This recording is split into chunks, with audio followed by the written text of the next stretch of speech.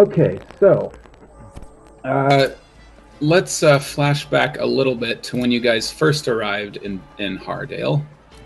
And you guys sort of went through the gates, dropped off Hargus's goats at the stables. And as you went down you kind of followed the directions that Barney directed you to in Hardale.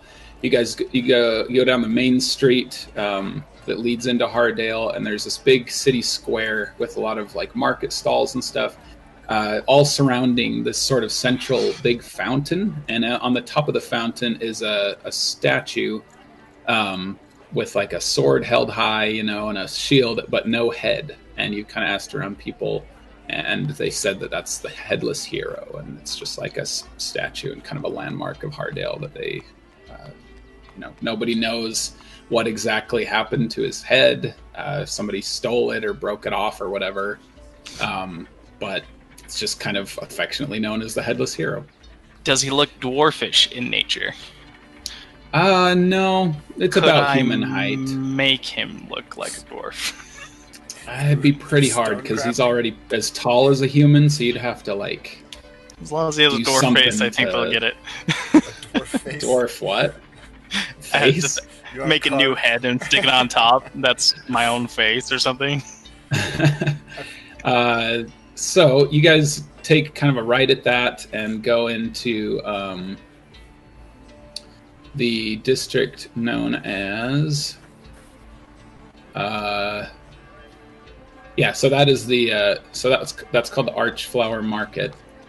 And you take a right down there, and just along there you see a somewhat unimpressive sight. Like you see the symbol of the Valiant Allies on like a sign and stuff, but it appears to be just kind of a fenced off lot with what it looks like an abandoned warehouse. It looks like it's fixed up and renovated really well, but beyond that there's like a stable and then a sort of repurposed smithy in that same area.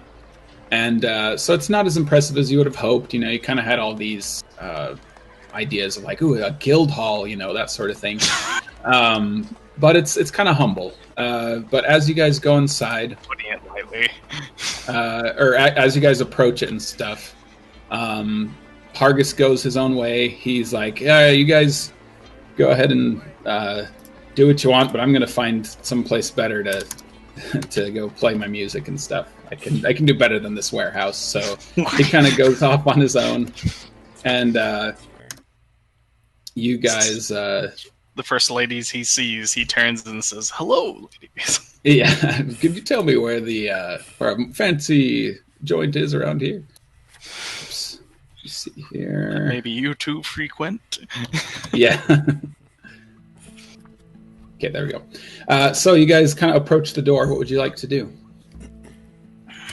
I mean, is that one gentleman kind of in the courtyard over by the stables, but you don't really see anybody else around? That one gentleman that invited us here in the first place, Barney, is he with us? No, he was doing a little bit of business in White Fork, kind of taking care of the funeral of Chester.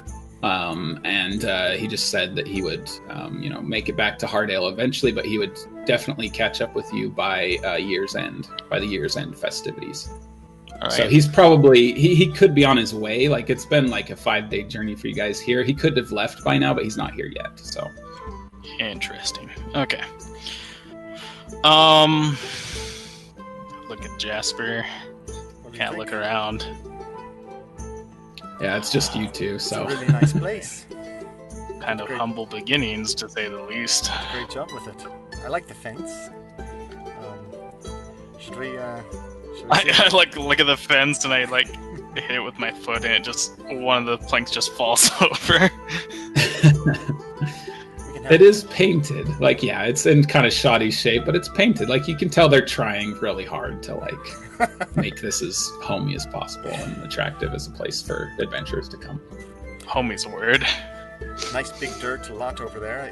I've got some aspirations for more exploding fire type things, so we're going to give it a shot. Should be good. Looking forward to being able to work on some things.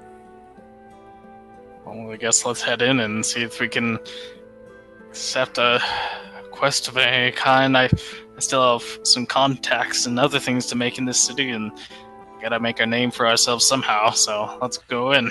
Alright. So yeah, we just walk in and take a look around. Alright, you go up to the door and it is locked. Hello? You knock on the door, and the door unlocks, and a old dwarf kind of peeks his head through the door, and he's cockeyed, like his eyes are kind of looking in opposite direction. So I can't do that, so I'll just time. Yeah, I can't do that, so I'll just go cross-eyed.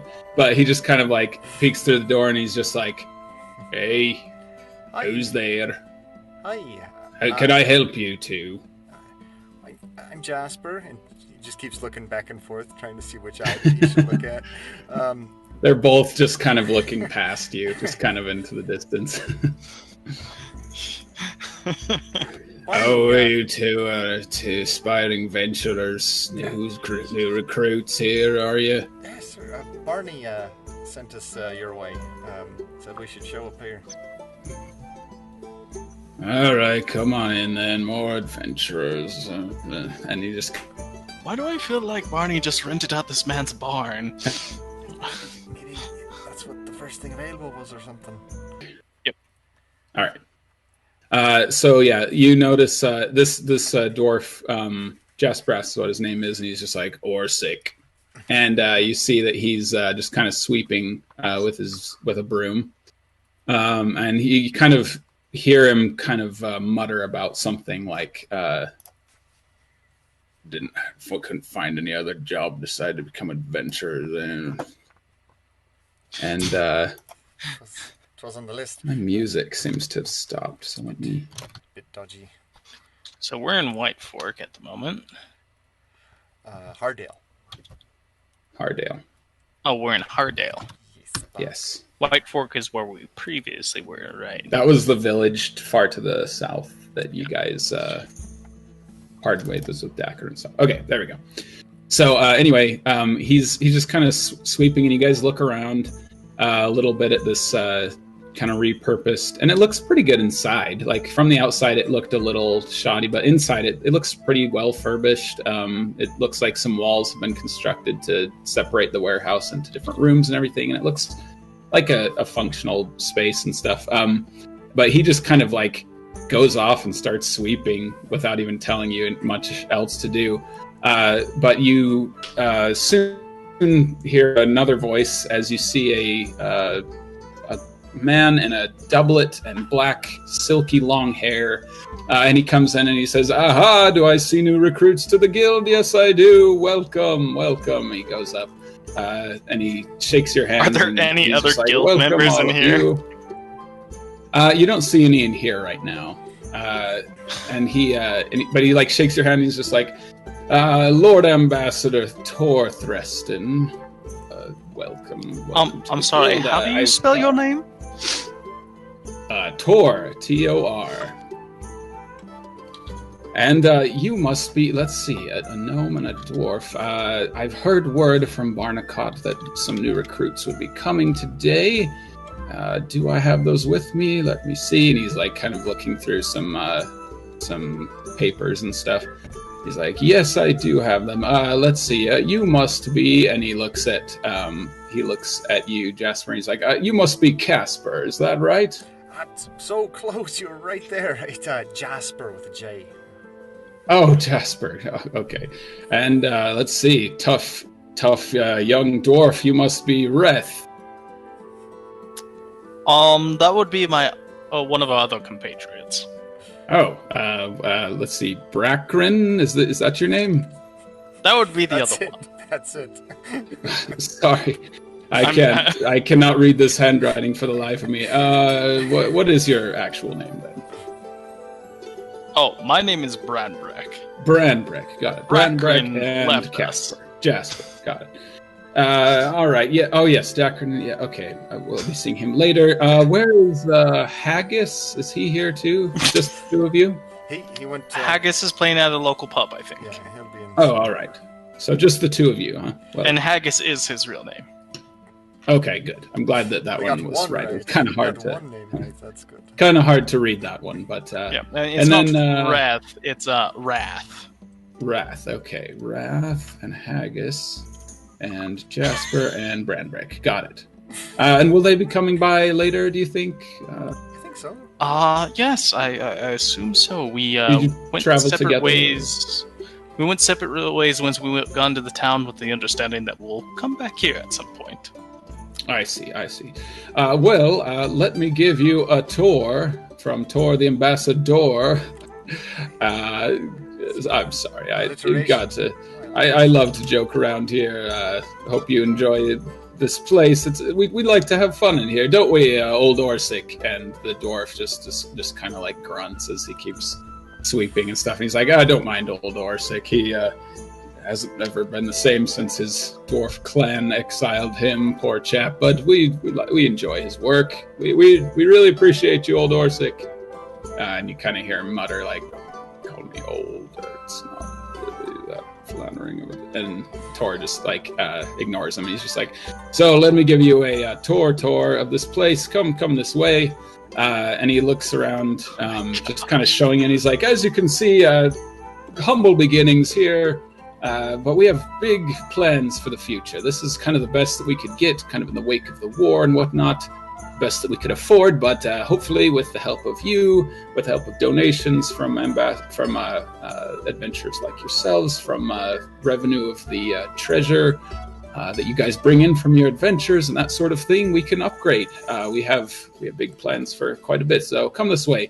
And he shows you the inside of this place, and you do see other guild members in there.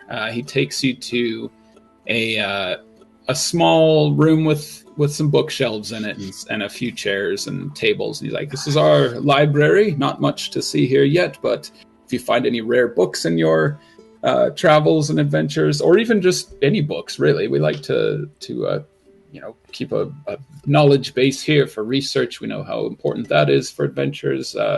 Knowledge is power, and can be some of the most useful power, in fact, as an adventurer." And he just kind of shows you the library. Tor, is there a book of yours in here, like a Tor Tour tome or something like that maybe we could have for reference for later? A book of my own? No, well, heavens, no. To summarize the Tor Tour, like a Tor Tour. No, I should come up with a little pamphlet or something, but no, none of that. No, Barney's the one who loves to write books. He likes to. That's his aspiration in life, is to write, and so I don't know if he has any in here, but yeah, you'll always find him writing down, but not me. It's not really my thing. So, but anyway, so yeah, this is the library, and you're welcome to use any of these. Please don't, use any of the books or anything like that. Are some of them just children's books? Do you want to kind of look through all of them, or I'm just a passing glance. With my perception, they probably just look like books. I mean, they don't have markings on the spines or anything. They all look kind of old, secondhand. None of them look that. None appealing. Of them look super Anyone new or anything. Anyone interesting in their reading for now, or? No, not in this room. Okay. So he's like, "All right, shall we move on to the next step of the tour?" I'm pretty sure Haggis is going to want to take a look at these. So, as far as I understand, he's a big reader. So. Oh, good, excellent. He's the bard, right? Yes, I wondered if he's the barbarian. I thought Wrath was the barbarian. Anyway, Wrath is the bard. Yeah, it's a simple mistake. I see. Bard, barbarian. It was easy to mix up. Yeah, that makes sense. That's probably why I mixed them up. Anyway, whoever, seekers of lore will go well in this library here. Excellent. Branbrek is just grinning and glancing over at Jasper. He moves on just kind of down the hallway, and he's just like, this is the lodgings right here. The rest of this warehouse, I mean, this guild hall, I guess, is what it should be and will be. The rest of this guild hall is dedicated to lodging. Over there's the bar, and just like the kitchen. We can finance meals for you here. Only 5 silver, but they're worth a gold. We got a very good cook and barman who's also our priest. So he's a good guy. We'll probably meet him over in the other building. But there's some beds up there in the loft and down there in those 2 rooms. You guys are welcome to stay here if you wish. I assume that's what you're planning on, because it's impossible to find lodging during the holidays. So you guys are definitely welcome to stay here. Yes. We also have foot lockers. If you need to leave your stuff here, we'll make sure to keep it safe for you. Part of the guild fees to keep your stuff safe here, so you don't have to worry about that. Any questions about this place here? Do we get like a drink token for taking the tour? Is there like a redeem for 1 beverage sort of thing, or how does that work? Well, when we find Lamont wherever he is, I'll run it by him. I'm sure he'd give you 1 on the house for a first time as part of the tour. I'll put in a word for you. Is there like a collectible cup that comes with it? Is it like that the symbol on it carved into the? Oh, that's a good idea. I will need to tell Barney about that. And he kind of jots something down. So they're just paper. like classic mugs. Like they're not even all the same kind of mug. They're like, there's a couple that match, but most of them look different. Exactly. Like they're all hanging from pegs above the bar, and no 2 of them look the same. There's like a wooden tankard like this, and then there's a couple of clay ones, and then like 1 metal one with a lid on it. That's dented. Yeah, it's like they're doing the best they can, but and he says, yeah. So anyway, the beds are good. The beds are brand new, so that's good. They've been actually crafted by a member of the guild, and so those are brand new. So at least you'll sleep well when you come here to the guild. So anyway, moving on out here, and there's like a back door to this part of the warehouse, and you guys go through there into this courtyard, and he's like, this here is Charlie, and he pats the gray horse that's like tied in the stables and stuff, and he's like, this is our only mount for now. We've got room for a few more. Again, like, donations are appreciated. The more that we build this, the more we'll have to offer you guys, but we're making quite a bit of money. Like, I think our growth will be pretty fast, but for now we have Charlie. Do you have any commissions at the moment? Any requests? You mean for quests? Quest requests? Yes. Oh, absolutely. We have plenty of work. We're still kind of in the recruitment phase. We're trying to make sure to spend money on the actual the jobs themselves, so the adventurers can, kind of build some loyalty for the guild. We make sure that we get enough commission. Exactly. And Barney's all over that. He's really good with that sort of thing. And in fact, it's been kind of chaotic here without him, so I hope he arrives here soon. Anyway, we're doing really, really well with quests. And in fact, after year's end, I think we'll be able to make some renovations around here even more. So yeah. Past here, you can rent or borrow Charlie if you want. It's Barney named him that, and I don't think he even realized the whole Charlie horse thing. We talked about that, and he didn't seem to get it. I thought it was a funny little halfling or something. I'm starting to notice the dynamic between you and Barney. Oh, really? Yeah. Well, we make a pretty good team. There's not a lot of us higher ups for now, but like I said, you, and he points to each of you, could be officers doing great works for the guild. The more you work here, the more you do for us, we'd be happy to bump you up higher in the guild and get a whole bunch of benefits from being here. So keep it up. Are you and Barney founding members, as it were?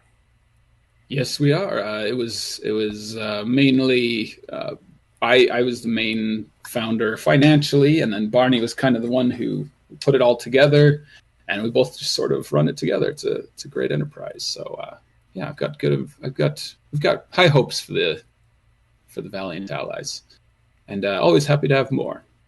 So over here is a training area. As you can see, we have these training dummies, this sort of sand pit covered out over here.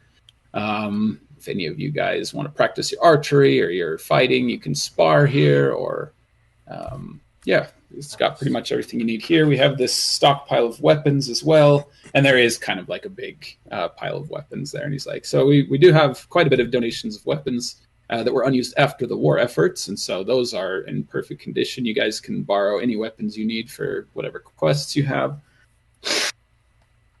And yeah, feel free to use this area to train. Let's see, moving on over here. We have, oh yes, and over there is, over here is the workshop, and it's just kind of like a small covered smithy with like a forge and anvil, and there's a bunch of different tools on the walls and like a workbench.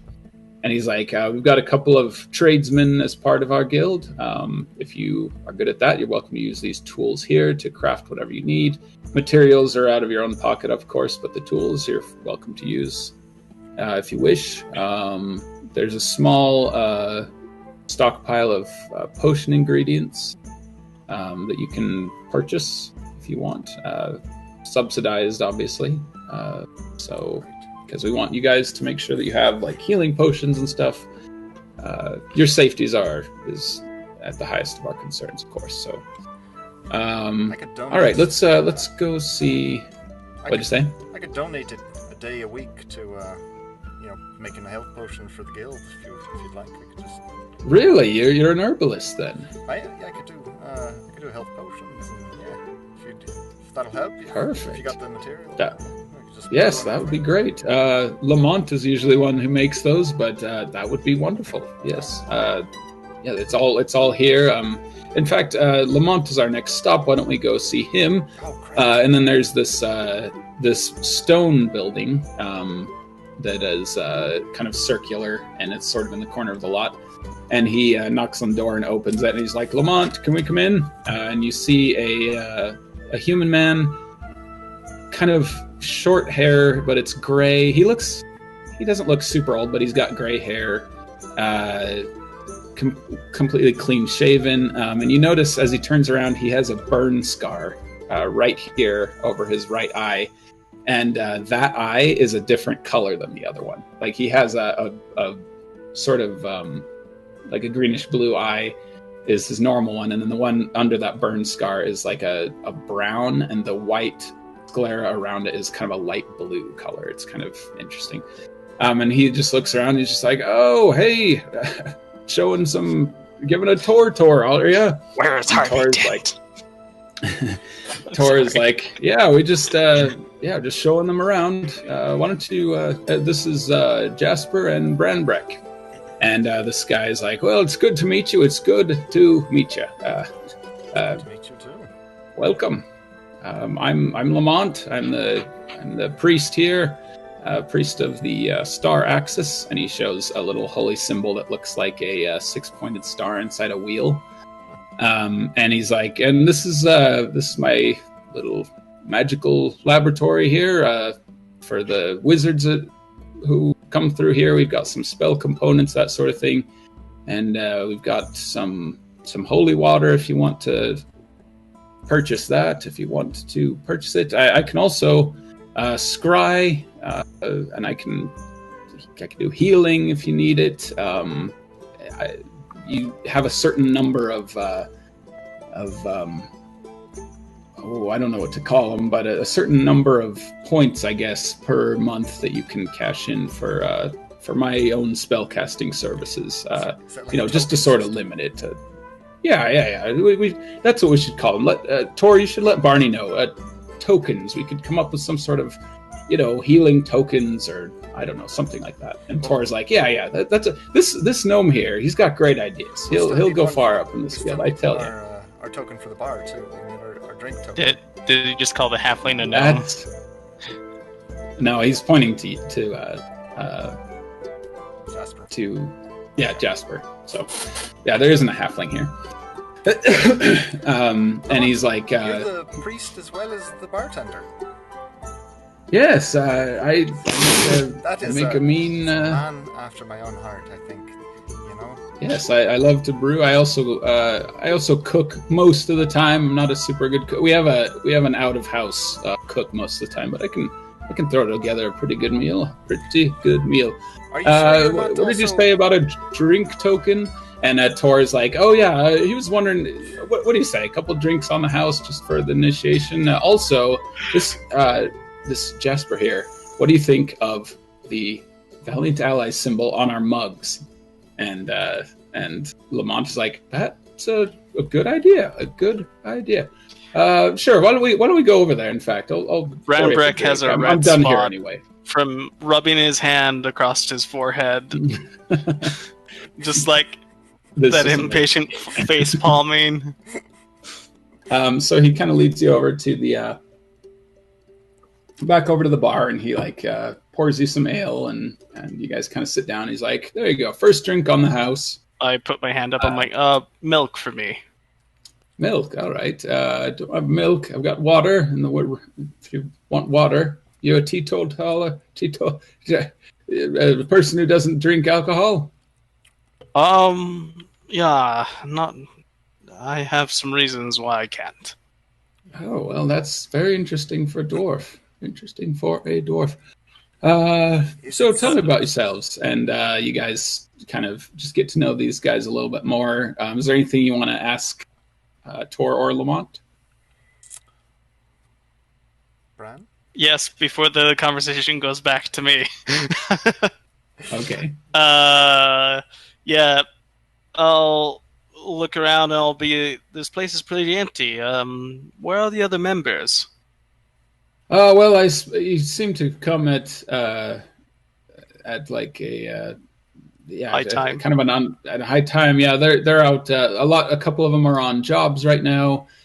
Several of them are spending time with family for the holidays. But some of them don't live around here. Yes, year's end, just in a couple of weeks, and so some of them are taking sort of time off from there. But after the holidays, I'm sure that a lot of people will be back. We've got a couple hundred members now, and half of them at any given time at least are on jobs. But some of them live around here. Some of them just sleep here in the guild as much as they can, that sort of thing. But yeah, I've heard I've heard year's end's quite the ordeal here. Quite the thing to see.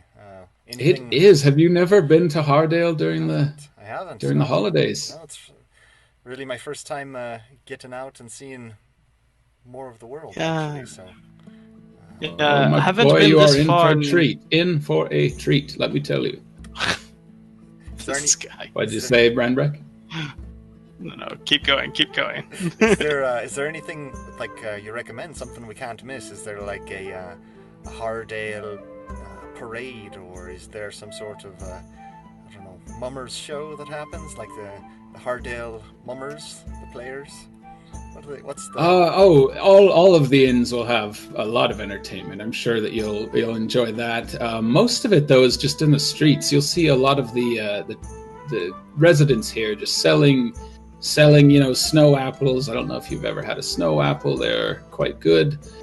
There's some contests on Year's End Eve, and on Year's End Day, there's a procession of King Martin himself, a little parade there, and I'm not going to spoil the surprise if you've never been here in Hardale for Year's End, but when you wake up on Year's End Day morning, you're in for quite the surprise. I'm excited for you. Really?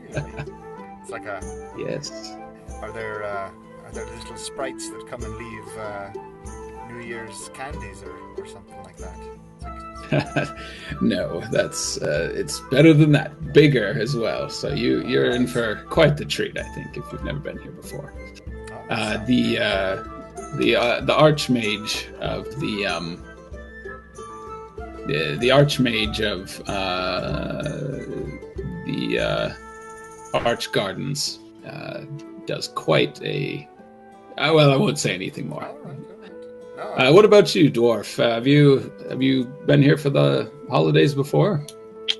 Not for the holidays. Last time I was this far north, we were slaying hobgoblins. Ah, yes. Well, thank the gods that's not.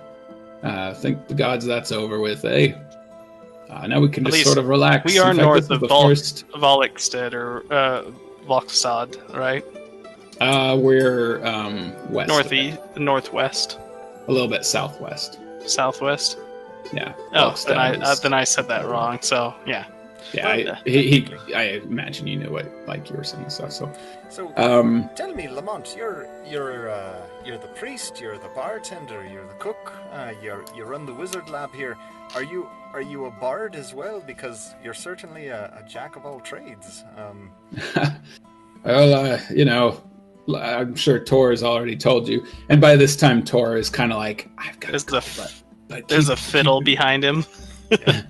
Tor is just kind of like, I've got to go do stuff, but just keep going, And he went off and kind of did his own thing by now. But Lamont is like, yeah, I mean, obviously we'll specialize once we have more employees. There's quite a few more people sent for the holidays afterwards, but yeah, I do kind of everything right now. I don't know much arcane magic, but I mostly just stock the spell components and that sort of thing. Sure. Yeah, any of you spellcasters, or what's your trade?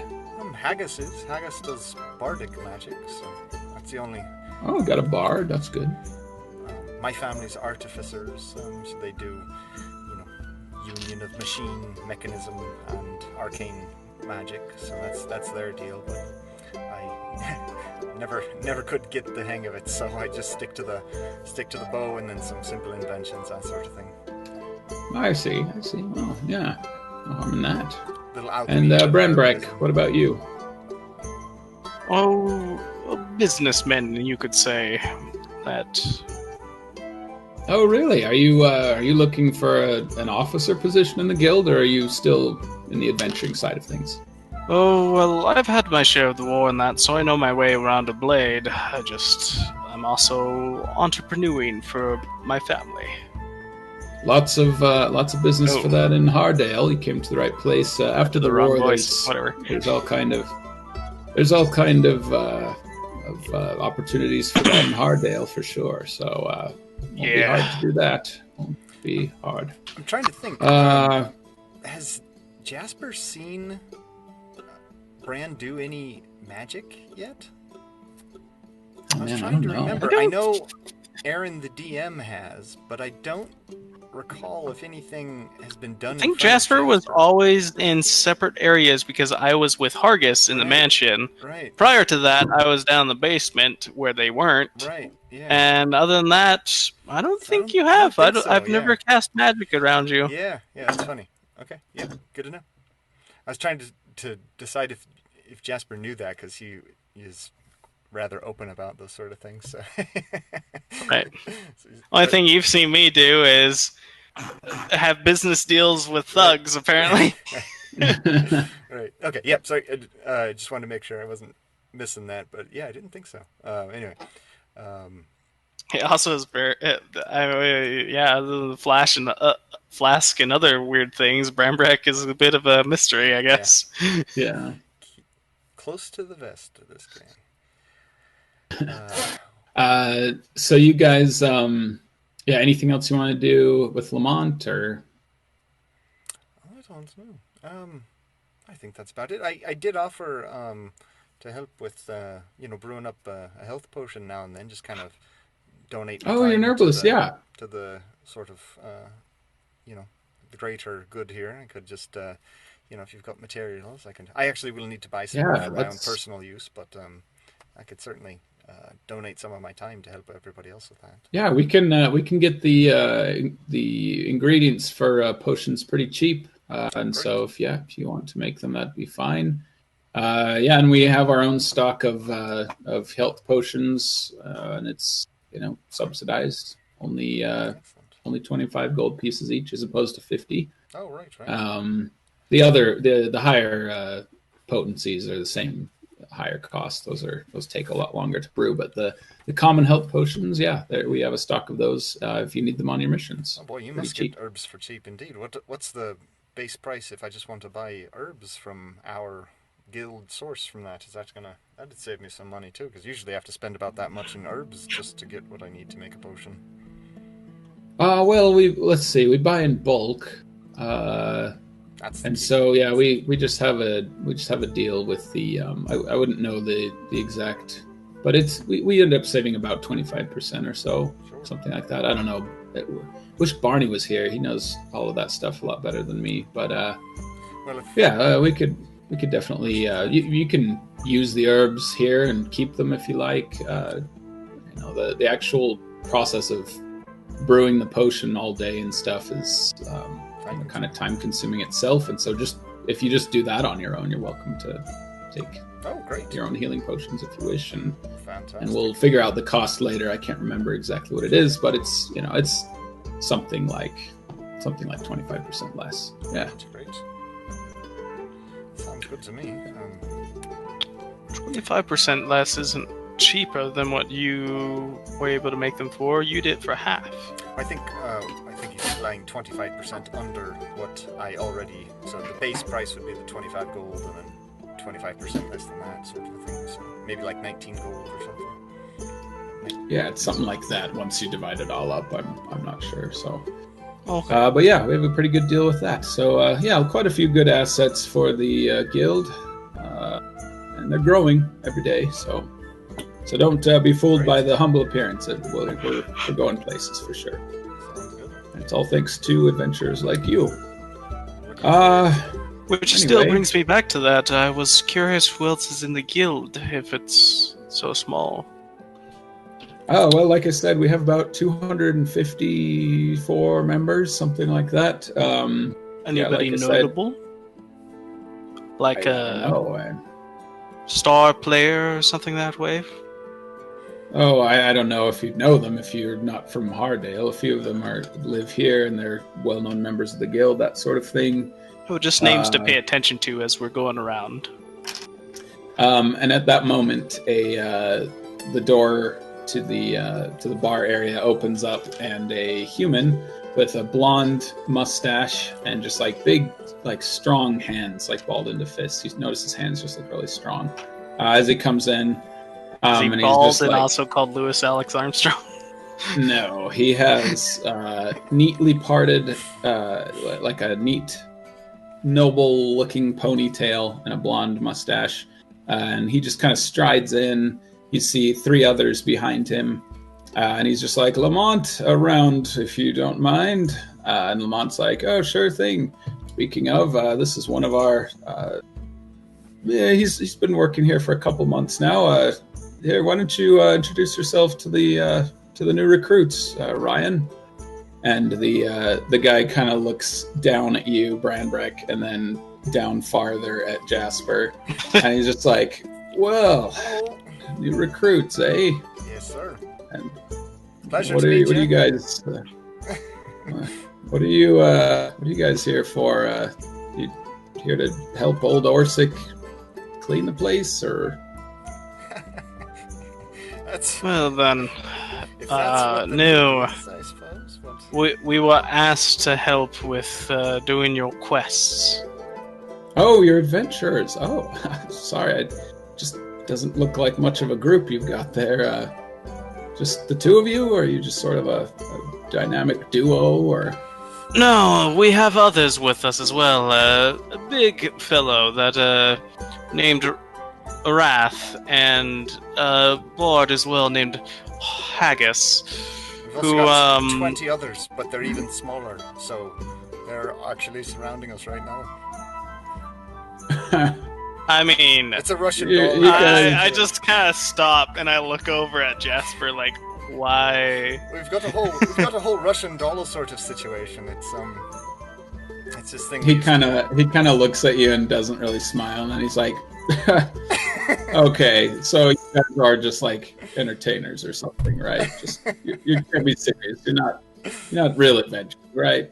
I'm not. Right? No, I'm not. You're kidding. I'm not a real adventurer. Can I just start Well, no, I was gonna say, could I start juggling daggers, but I think that would defeat my case. Yeah. Oh yeah. He's just like, oh, where do we get these clowns, Lamont? And Lamont's just kind of I'm gonna invisibly cast Mage Hand. Okay. And it's going to take my dagger, and I'm just going to kind of not really watch, but I'm going to snip his ponytail a bit. Okay. As soon as your dagger starts floating toward his ponytail, a visible mage hand shoots out of the hand of the girl behind him. There are 3 other people behind him. She can see my invisible mage hand? She sees the dagger floating. Oh. And the dagger starts floating, and a visible mage hand goes up and grabs the dagger and stops it. And she's like, Ryan, looks like they're trying to pull a trick on you. And he turns around and he's like, what is this? What are you talking about? I haven't done anything. It's a floating dagger. Why is there a floating... He's like, I saw this dagger on your belt, dwarf. Did he? You mean to tell me it's not yours? No, I don't have any daggers on me. Besides, what entertainers would carry daggers on them? All right, good point. Well, it's a fine dagger. I think I'll keep it. He puts it in his... fine. I have plenty more where that came from. He's like, and he kind of goes over to you and looks down at you both. And he's like, you guys better watch your tone around us. The Wayfarers don't take kindly to people who make fools of them, especially by fools like you. And he uses it in the sense of like court fools, like jesters or whatever. Yeah, I mean, it's hard to. It's hard to. The grammar of that sentence. The Wayfarers don't like it when people make fools of them. Branbrek's going to say this.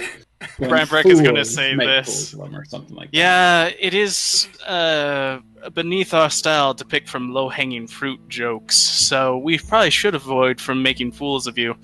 Well then, have a nice day. And now that you kind of look back at the other 3, there's a guy with black hair, and he's got a tattoo of a centipede on his cheek. It looks like a rogue. And then there is a really tall girl. She's the one who casted the mage hand.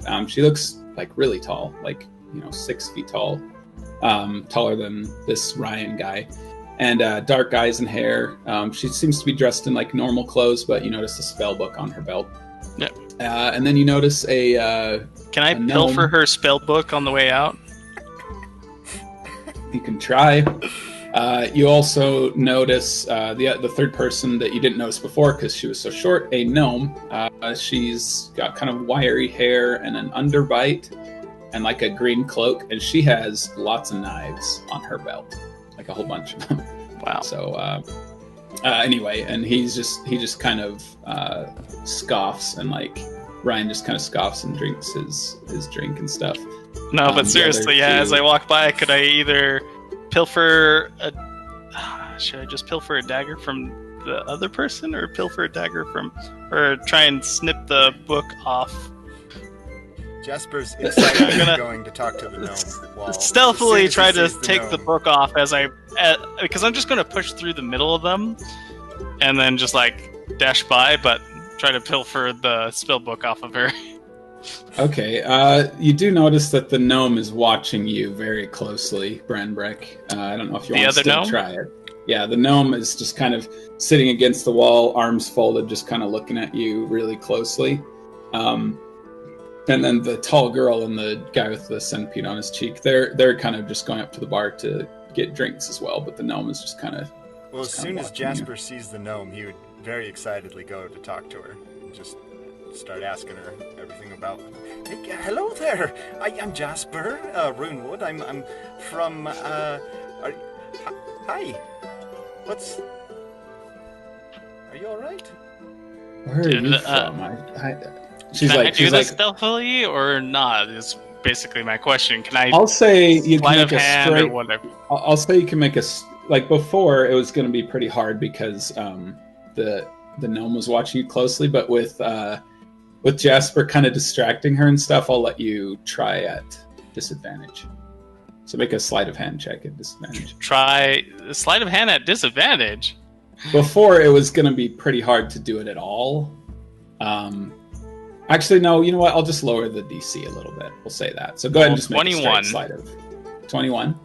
Okay, so what are you trying to do? Like, pilfer out the spell book. I just kind of, as I push through and they walk past me, just under the arm, reach like I'm going for my purse, but then I just slip a dagger out from my hand and then cut her leather strap for the book and grab it and then pocket it. Okay, yeah, you do that, and I'll make a perception check for the gnome. Oh man, she rolled a natural 20. Is it? So it's better than what I did?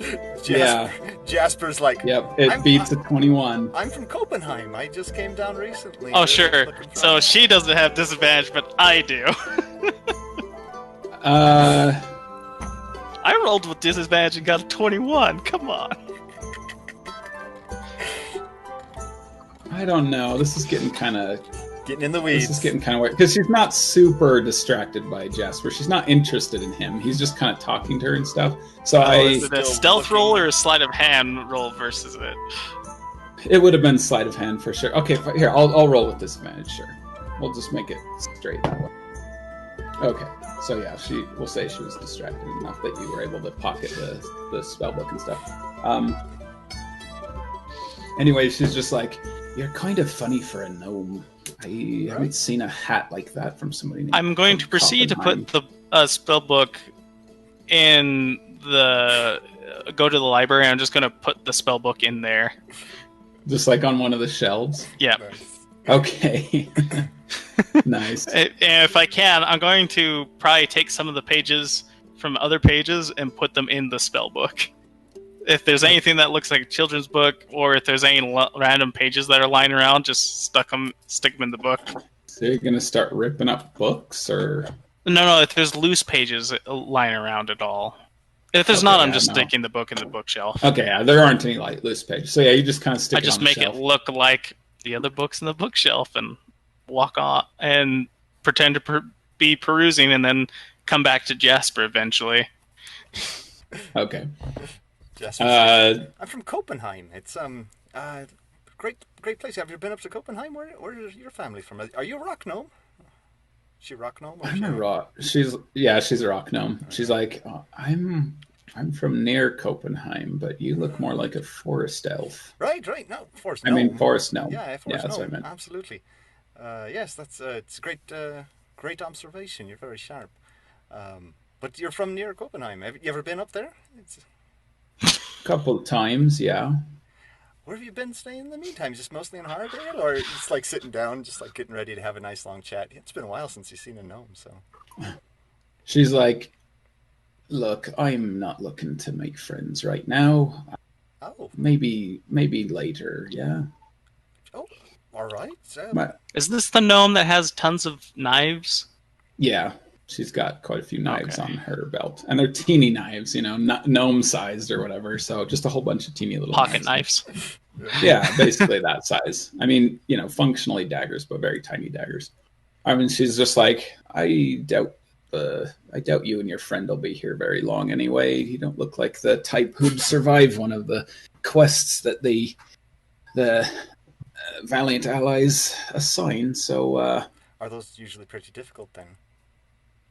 What's the last one you did? Yeah, I mean, we were looking. You know what? I just told you I'm not here to make friends. So why don't you piss off, eh? Right. About that time, I come back over. All right. Hey Jasper. Did you just kind of like go down the hallway and come back? Yeah. Yeah. Okay. I'm like, Jasper, I thought we were busy with dealing with that investigation, so let's go. All right. Yep. All right. Have a good one. I'm just gonna mosey off. She's just kind of like, yeah. You get the sense that these guys are very inhospitable. They can't. All the guild members can't be nice. As nice as the officers who are trying to. Yeah. Or maybe they had a bad day. You don't know, but they weren't. Well, really I just made it worse when she goes to reach for that spell book. Yeah. In fact, I'm gonna just kind of roll to see how long it takes. Yeah. I'm gonna roll a d12 because we'll say it takes probably at most 12 minutes before she reaches down. 12 minutes? At most 12 minutes, and so I'll see. She would have been checking her spell book that often? She's a wizard. That's like her most prized possession. So I'm gonna say it at most 12 minutes. Okay. But you guys are only there for like 2 more, and so if it's a 1 or a 2, she'll notice it while you're there. We'll see what happens. Oh no, it's something you have on you constantly when it's missing. Sometimes you notice it, but sometimes you can't quite place what's gone. I know, but you're always like putting your hand in your pocket, feeling your phone, and if it's not there, you're like, oh gosh, where is it? That's that sort of thing. However, she doesn't maybe notice... I'm a bad example of that then. You are, I know. Anyway, she doesn't seem to notice it as long as you guys leave fairly soon. Yeah, no, we left not too long after that. Is there a quest board or something that way that you take the quest from, or did we understand that was from the receptionist? There's kind of a board sort of in the middle of the courtyard. However, you notice it doesn't have anything on it right now. And Barney talked about how they're the quests are kind of winding down since it's winter time and since it's harvest time. Like right close to the holidays and stuff. Like they don't. Like most people just don't bother to, if it's not something urgent, they don't really, they're not going to put it on a waiting list or whatever until after the holidays anyway. So, yeah, and Barney told you he'd probably give you your first assignment after year's end. We're going to be waiting that long for. We're going to be waiting till after year's end's festival for our first assignment. We got to find something to do. How far is that from now? Day-wise? 2 weeks. Okay. That's what your downtime will be. So. Oh, okay. So this is rewinding. So this happened right when you got into Hardale. Oh. And then for the next I thought this 2 was weeks. Happening after. That's why I was confused. No, for the next 2 weeks, you guys did downtime. Reth kind of found hit the iron boar. So after calling us entertainers and a bunch of other things, they're going to see Jasper out in the yard burying Wrath. After that whole jig. Yeah, you only see them like one more time, and they just are kind of off to the side, like eating some food or whatever, and just kind of like watching and sort of you can tell they're just, like, kind of making fun of Jasper, like they're out in the. Yeah, she does, and is it tied and now? It has a little metal chain link on her belt now instead of a leather strap. She got a wallet chain for her spellbook. Yeah, and yeah, the only time you see him, Jasper. It's probably only you, Jasper, because you spend a lot of time in the guild from this point, and they're just kind of off in the direction of the mess hall, and they're just kind of like pointing and laughing at you and in chuckling. The middle of lobbing this exploding ball of incendiary material. All throwing dust and on dirty. He just waves at them. Okay. If you guys want, we could practice. I could throw some at you. You could see if you could dodge them. I need some live test subjects. And they kind of laugh to each other and stuff, and they're just like, "Why don't you try throwing it on yourself? See if you can hit yourself with it." That would be really easy. I need someone who's trying to not get hit. Effective testing can only be done through controlled sequences. Find yourself a sheep, then, gnome boy. And then when he says gnome boy, the female gnome like kind of slugs him or whatever, and he's just like, "Oh, sorry about that." And just kind of through word of mouth, you learn that the kind of leader of their little group, who calls himself the Wayfarers, his name is Rion the Daring. Is what he calls himself, Rion. And then his little group is Joey, Emmy, and Meena. Which one's the? Is Meena the gnome? Yes, it is. Figures. Yep. The other two are human names, and then Meena is a gnome name. So that's their names. And yeah, they call themselves the Wayfarers. And a couple days after you guys arrive, Barney arrives, and he kind of shows you guys around and stuff. He also just kind of explains the rules of the guild, which are pretty simple. It's like, don't hurt or steal from a member of the guild. And then, the quests are all optional and stuff. But, as long as you pay your dues, you can... It's basic stuff. Like, there's nothing notable. Just, obviously no inter-guild strife, So technically you broke that Branbrek, but nobody finds out about it. He also didn't tell me those rules before. Yeah, I know. He didn't tell you. He didn't tell you before. So, so you guys start spending your downtime, and after about a week, Jasper, you would probably experience this because you're in the guild quite a bit during your downtime. Dakren stops by, and he just kind of looks around. Barney shows him around and stuff, and he sees you, and he's just like, "Hey, how's it going, Jasper?" Dakren, it's great to see you. How's the fam? She's doing well, and you notice also that Dakren's wearing a new fur cloak that looks pretty nice and new. It does look nice. And he's just like, "Oh yeah, my mom's doing great. We kind of just celebrated Year's End early since I'm going to be going to the Amazon Islands and stuff, and so." Is that where in a fur cloak? Yeah. Is that where you're going for the shoulder? What? The show? Shoulder. Shoulder. You said the shoulder. Yes. Yeah. In fact, I need to find. Do you know somebody named Lamont? I'm looking for him. He was going to explain it to me. This time of day, he's probably in his shop working on some health potions and holy water and the like. It's just around the back there. Oh, okay, great. Yeah, I'll talk to him. I don't know if you want to come with me and hear him explain it, but it's something to do with the stars or something, opening a pathway to making the Amazon Islands chartable by boat or something. I don't really know, but I'm anxious to find out. Sounds like a prison camp. And you guys kind of take you take him to the little laboratory / shrine area that Lamont usually works at, and he meets Lamont, kind of shakes his hand and stuff, and Dakren's just like, is that eye injury from the war or anything? And Lamont's like, oh no, this is an adventurer's injury. I was just too curious for my own good. There was this, long story, but basically there's this beautiful mural of a face and a sun, and one of the eyes had a hole in it, and I looked inside the hole, and fire came bursting out as a trap. I was just too curious for my own good. This is actually a magical eye that I procured from a magical shop, and it restored my vision, so that's pretty nice. But don't go looking in holes. Always check for traps. Always check for traps. That's one thing I learned when I was an adventurer, when I was around your age. So Jasper takes a note. Always check for.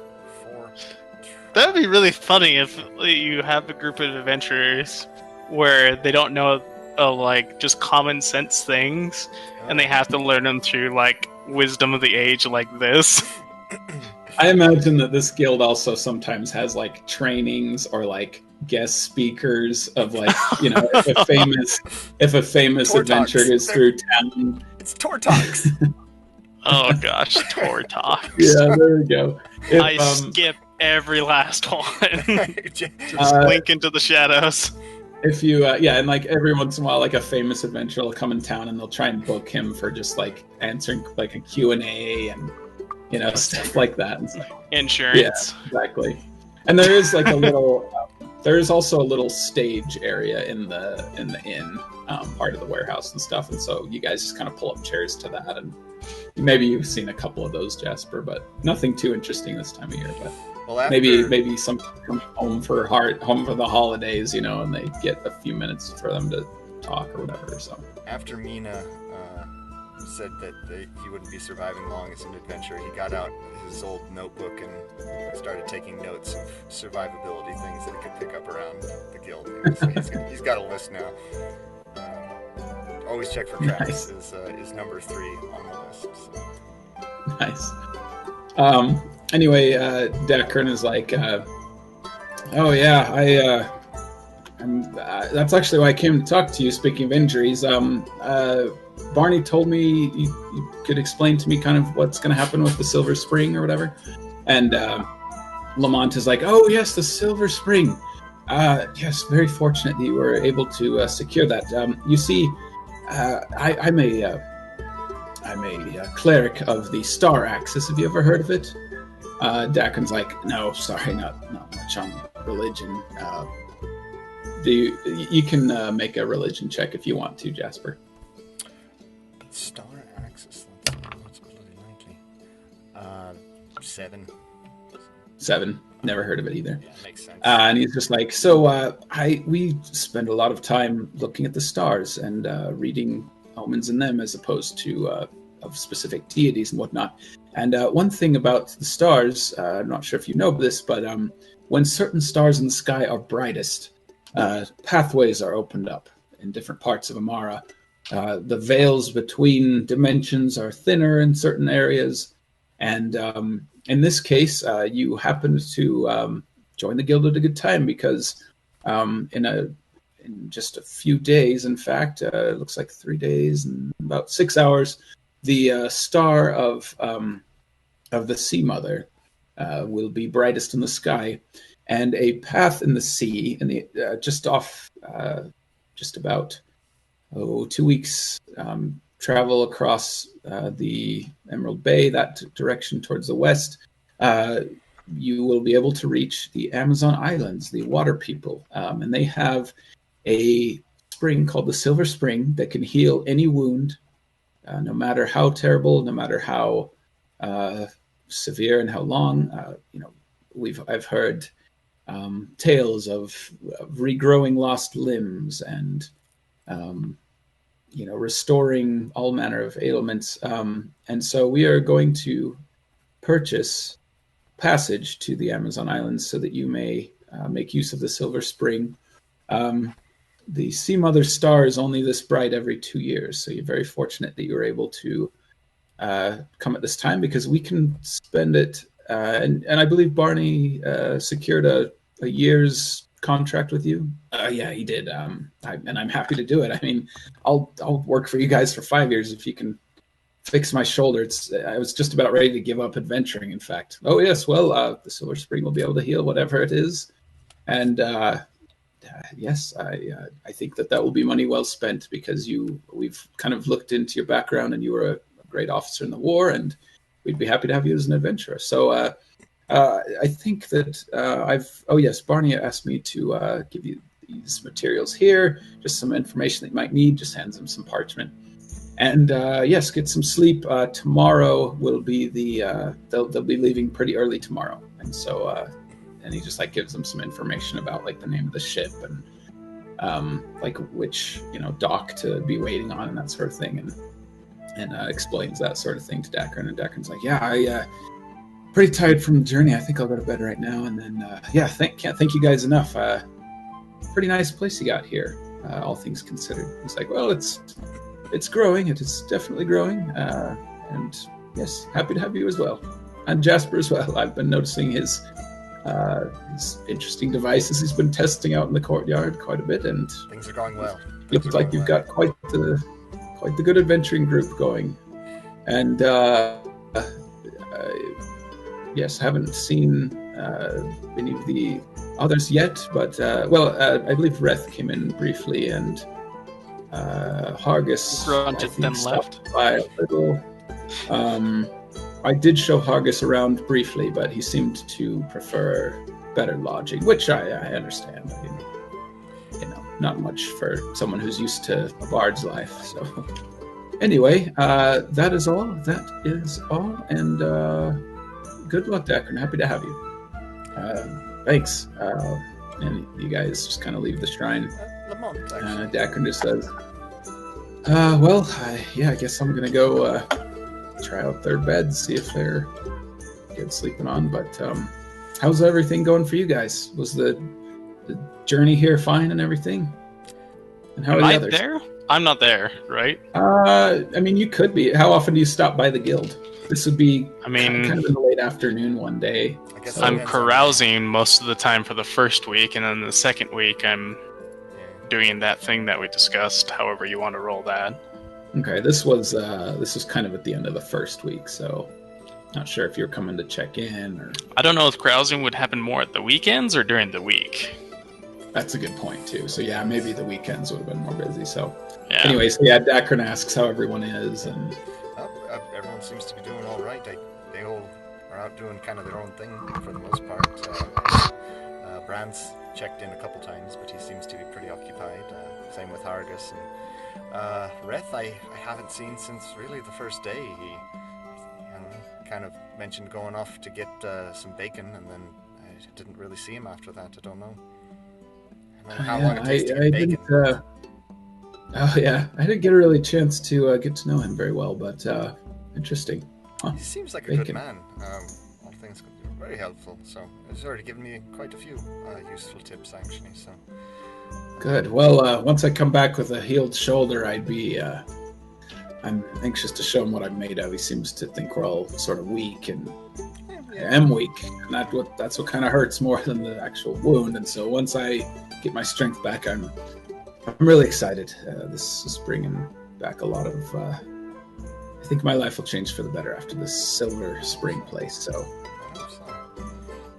anyway, I forget that some people identify as strong. I've never had that issue.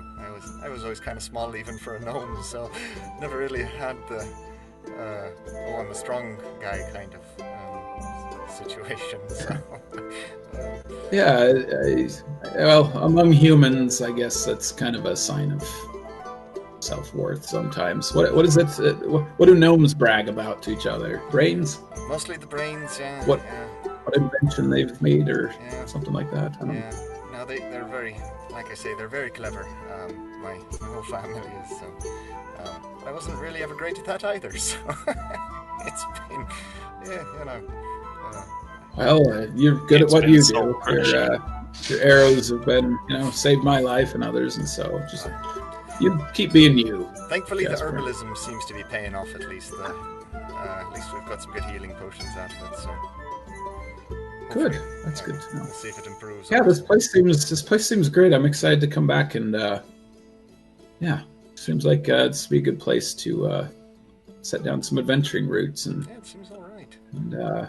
help some investments. Looks like it's Mostly they seem to let folk do what they're inclined to do, which is of very great importance to me personally. good. Not a fan of people bossing me around. But That's good. Yeah, Barney was telling me the quests are kind of versatile, at least when they start coming out. So hopefully you'll get a little bit. I don't know. Well, it looks like these papers. Looks like I'll be gone for about. Well, I don't know. Maybe a month. Depends on how wow. long the sea voyage is. Once we get through that star passage or whatever he was talking. I'm really anxious to see how that works, honestly. Because That is very interesting. That's too Yeah, bad I you're going did to not miss know. New Year's. Yeah, Something. I spent it with my mom. We just kind of did a little bit of festivities. This cloak's actually a present from her, so That's quite lovely. What is that? Is yeah, that wolf or is that some sort of bear or what is that? yeah, I think it's a bear. You'll like this. So watch this, and he kind of like stands there and kind of like does a heroic pose, and the cloak starts like billowing, and he's like, it's got some enchantment on it. That's really cool. My mom, bless her, she knows that my weakness is trying to look all heroic or whatever, so she gave me this cloak of billowing. So That cloak pretty goes a good, long so. way. That is It dialed does. in. That's great. It does. So Don't let Anyway. Marcus get his hands on that. He'll use that up on stage constantly. I can just see him up there just like strumming Yeah, his harp I super hard with the cloak going that's a behind good him. point. So Yeah, he's gonna ask I'll, along with it, guaranteed. I'll make sure not to make it billow when he's around. So, good stuff. Well, yeah, I'm beat. I guess I better go. I wonder if the Silver Spring will be able to heal these acid wounds I got from those creatures behind the falls. Hope so. Sounds like it will, but we'll find out. Do you think it would be out of taste for me to ask Lamont why he doesn't get his eyeball healed over there? Do you think? Oh, that's a good question. I didn't want to bring it up, but when you asked him about it, he seemed pretty open to talk about it. So I was just kind of curious about that. Yeah, that's a good question. Yeah, I don't know. He seems pretty. One. Maybe just likes the magic. He seemed pretty open to it when I asked him about the injury. So I don't know. Well, tell you what, if you're gonna pack it in, I'll just run over there and just ask him real quick. Just curious. All right. Yeah. Well, good to see you, Jasper. If any of the others make it through before I leave tomorrow, I guess I'll say hi. But tell them hi for me if you don't. So. Will do. All right. I'll let you know how it is, and maybe I'll bring back the guild a souvenir or something. Hey, some huge Amazon stones. Yeah, Amazons. I've heard of them, but I don't know. I didn't think I'd ever meet one, so that'll be interesting to see what that's all about. So. Well, if you're lucky, it's all right. It's the buxom lass kind of Amazons, and that's fingers crossed. That's right? That's what I've heard. Or Dakren can hear a distant laughter of Branbrek. What was that? I thought I heard something on the wind. All right. Anyway, I better go. Yeah, see you later, Jasper. All right, have a good one. Good talking to you. Glad I caught you here before I left. It's good to see you. I'll be around, so. Take care. Jasper's just going to run back to Lamont real quick and just pop in. Oh, yeah, Jasper. How's it going? Hey, sorry, just wanted one question before you go. The islands there, you mentioned they can heal anything and they're, that sort of thing. I was just wondering, have you ever, I hope it's not untoward of me to ask, but have you ever thought about going in to get the old eye regenerated? No, not a problem. Not a problem. I'd like to have my old eye back, that sort of thing, but this one works just fine. It's also quite expensive to get a ship there. We've put quite a bit of our savings into this trip for Dakren, given it's kind of an investment sort of thing. It also is about a month's time there and back, including recovering. I think I'm needed here around the guild. A little bit too much for that, but who knows? Someday when it's open, maybe I will. But I'm also getting on in years, and it doesn't really matter to me. I'm not going to be going out to, like I said, this eye works fine, and it was pretty cheap, and I'm not going to be going on adventures like Dakren, so. Is it one that's of these, my reason. Is it like you can pop it out kind of a situation, or is it just really in there? Oh yeah, I can pop it out if you want. And he pulls it out of his eye socket, and it's just this little light blue eyeball with a bright brown iris on it. Does it still look where he's looking? Yeah, it follows the movement of his other eye, and he's just like, oh, that's making me sick. I can see from two different. Close the left, then. Close the left, and just look through the right. Oh, that's better. Yeah, you can take a look at it if you like.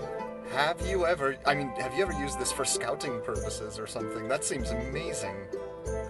First thing I would do is turn it upside down to see if it influences his vision. What's the range on this bad boy? Whoa, don't turn it around so much. Sorry. It's making me sick. It's okay. Things in the far distance get a little kind of double image, that sort of thing. But it works fine. I can functionally see just fine with it. Are you a rock gnome or a forest gnome?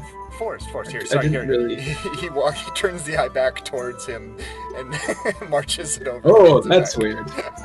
That's weird seeing myself like that. You could shave that way, I suppose, too, if you're out in the... Oh, Anyway, I couldn't remember if you're a rock gnome or forest gnome, but I think this might be a rock gnome device, actually. That would not be surprising. My sure family didn't get much into the prosthetics side of things, so didn't really get much exposure to that, but would not be surprising. See, yeah, that's we got this for me, and then there's one prosthetic arco-mechanical. I don't know much about arcane arts hand that we have just in case, Sure. But Oh man, yeah, I find it very interesting. it is. Not not the best thing on the mind for you adventurers thinking about magic weapons and all that, but yeah, for common folk like me, this sort of thing, rock gnomes can do a lot of good with. So absolutely. Do you mind me asking, how much did that thing cost? Because that would just be so much fun. I mean, not obviously. If there was another one around, I mean, that'd just be. Oh, I'm sure you could find. There's just like a simple magic shop in the let me see, which district was it? In the Silverwater Artisan Street. They've got some rock gnomes have a stall there, actually. That Really? yeah, I can't remember if I bought this from them or if they were the ones who bought it and I can't remember. Maybe somebody else went and picked it up for me or something. But oh boy, yeah, I got this for 50 gold pieces. I want to go quite there and have that now. Would you like to come? I'm going to go there now. Would you like to come? Oh, I'm sorry. I have to finish this. Okay. This portion of really appreciate climbing it. because Okay, it's bad if I It's been don't. really great talking to you, Lamont. Thank you so much. Out the door. And you go to go check it out. Okay. You go there, Bran, and what's Bran up to? I don't want to hog. yeah, we'll go back to Brand. So, Brand, do you want to finish your last downtime we can week? continue with Jasper. Well, No, it's okay. I'm holding it off on me on the off chance that somebody shows up. That was basically all I was doing. Well, I mean, we can still do downtime. Like, yeah. I'll be yelling as I run through the yard. Just Bran. Just making my way out, but checking to see if he happens to be back at the time, because I think everyone, not just in my party, but everyone probably on the planet, needs a remote eyeball that they can have for 50 gold just all the time, because that's. Oh gosh. And I mean, 50 gold is like, it's like 2 months' wages for a normal person, so it's a lot. But for an eye that works, it's not bad in this day and age. So, and Jasper has more money than he's ever had in his entire life now, and really nothing to spend it on. So he's. So he wants to buy another eyeball. I mean, who knows what else this shop has? But I have a feeling you're gonna find out that's another eyeball. But since you aren't missing an eye, you're going to constantly be hurting and irritating yourself after it is magically attached to your soul. There's only one way to find out, and.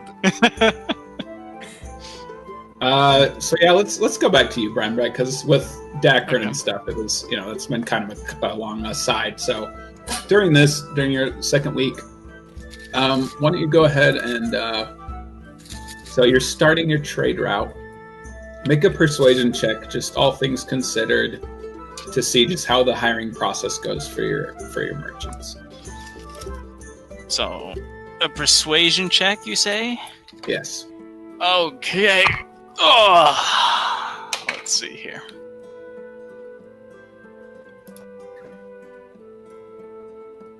Let me get that roll. Persuasion. Thank goodness I did expertise in that. So +4 to whatever I roll. Normal roll. Very good for a businessman. 18 +4, 22. Okay. You are very fortunate in this time because there people are jolly, happy, and willing to spend money. People have the holiday spirit. Some of them are, just visiting in Hardale and just kind of bored, and so you find them and they're anxious to kind of talk about interesting opportunities and ventures and stuff. And so you're able to find all the merchants that you would need for a trade route to begin, which isn't many right now, as it's just kind of a starting trade route. And so you could get one started if you invest 50 gold pieces in it. Do you have that much? That's a good question. That might be all I have left. I'm going to laugh if you don't have enough, because that's how much you gave that bandit. Oh, no, that's the other character. That's Vincent. Me? I'm good. 50 gold? Alright, cheesy. Okay. So you have 50 gold pieces? Yeah. I was gonna say, can I invest more to make it better already? That's enough to get it started for now. And then, 50 gold? You can kind of reassess it every month. So yeah, go ahead and so that's 50 gold. That's 5 gold pieces per day is how much that costs. And so you have 50 gold pieces in the. So it's only for 10 days? 2 weeks, basically. The 10 days of work. 10 work days. Yeah. And so, so you have a trade route for 50 gold pieces. At the end of that first week, it's year's end, and so they won't be going on the actual trade route at that point. But once they've been trading for like a month, you can roll on your business table and see how it's going. You can also spend more downtime to kind of oversee the trade route and make sure it's going well. And that adds a bonus to your roll and stuff, depending on how many days you spend working in your business, if that makes sense. Yeah, but I only spent the week that was there, right? Right, so, and I'm thinking of doing some more downtime after this adventure, depending on what you want to do, since you're the next DM. But I wouldn't mind doing a little bit more downtime after your guys' quest and stuff. So I like the idea of downtime between quests and between arcs. Yeah, I like that too, because I imagine that dangerous or urgent quests don't happen every single day. Like they come every once in a while, and then in your downtime, you're training in your class. You're leveling up essentially, just sort of as you practice in your downtime, and then you're ready for your next one. So yeah, I'm totally fine doing that at the end. I'm just gonna make notes of your trade route and all the factors. You have Avalon as a contact for the bandits, and she'll make sure that your merchant caravans are protected. That merchant I invested in earlier. A good investment. I called the bandit a merchant. Yeah. You can tell where Brambrek's business sense lies. And then did you also want to cash in one of your contact points? Well, that's for the bandit, right? Is the contact point, I thought. No. Or are we saying that that's not? No, you got contact points from carousing. So this would be people in Hardale that you know. She's just a contact because you met her as an NPC in real life. Contact points you can actually use to create NPCs of your own. So I'm not sure if there's any particular need at the moment. I was thinking about using it if I rolled poorly on the merchant gathering part. Okay, but you can use one to secure a contact for like the more illicit trade. I think we talked about that. If you want to secure that sort of aspect of your trade now. Oh yeah, the smuggling trade is going on. Okay, so do you want to use one of your contacts for like a? We'll fence, do it. Basically? Yeah, we'll do that. Okay. Do you want to name the person, or do you want me to? Oh, we're gonna roll randomly for this. Oh yeah, that's what I was gonna do. Like everything else that Branbrek does, it is a random roll, sir. That's what I was gonna do. Go ahead if you want to. No. You. I'll roll, but tell me what you get over there, unless you have. I just use my generator that I have. I have a character generator that I programmed, and right. It's been a lifesaver, honestly, for improv. It's so nice. Yeah, just roll on that. I can't think of a name at the moment. Do you want to pick like a race or a gender? Oh no, we're rolling for all that. How many races are there? There's 13. I mean, yeah, but like the in Hardale itself, it's unlikely that like an exotic race would be picked. So there's probably 4. It's going to be most likely it's like the vast majority is humans and dwarves, and rock gnomes are a small minority, and halflings. And then, there's a couple of... There's like a very rare tiefling or a very rare elf. Probably the most in the mage district only. So 90% and above, I get one of the rare ones. I'll roll a d100. Okay. 50 and above, or we'll say 60 and above, a dwarf. 90 and above, it's one of the rare races. Anything below 60, human. Okay, got it. Go ahead and roll. That is a 75, so it's a dwarf. All right, it's a dwarf. And then which makes random gender and stuff?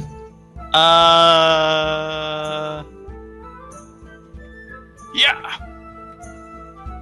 Okay, so. Female, apparently. Going to the roll.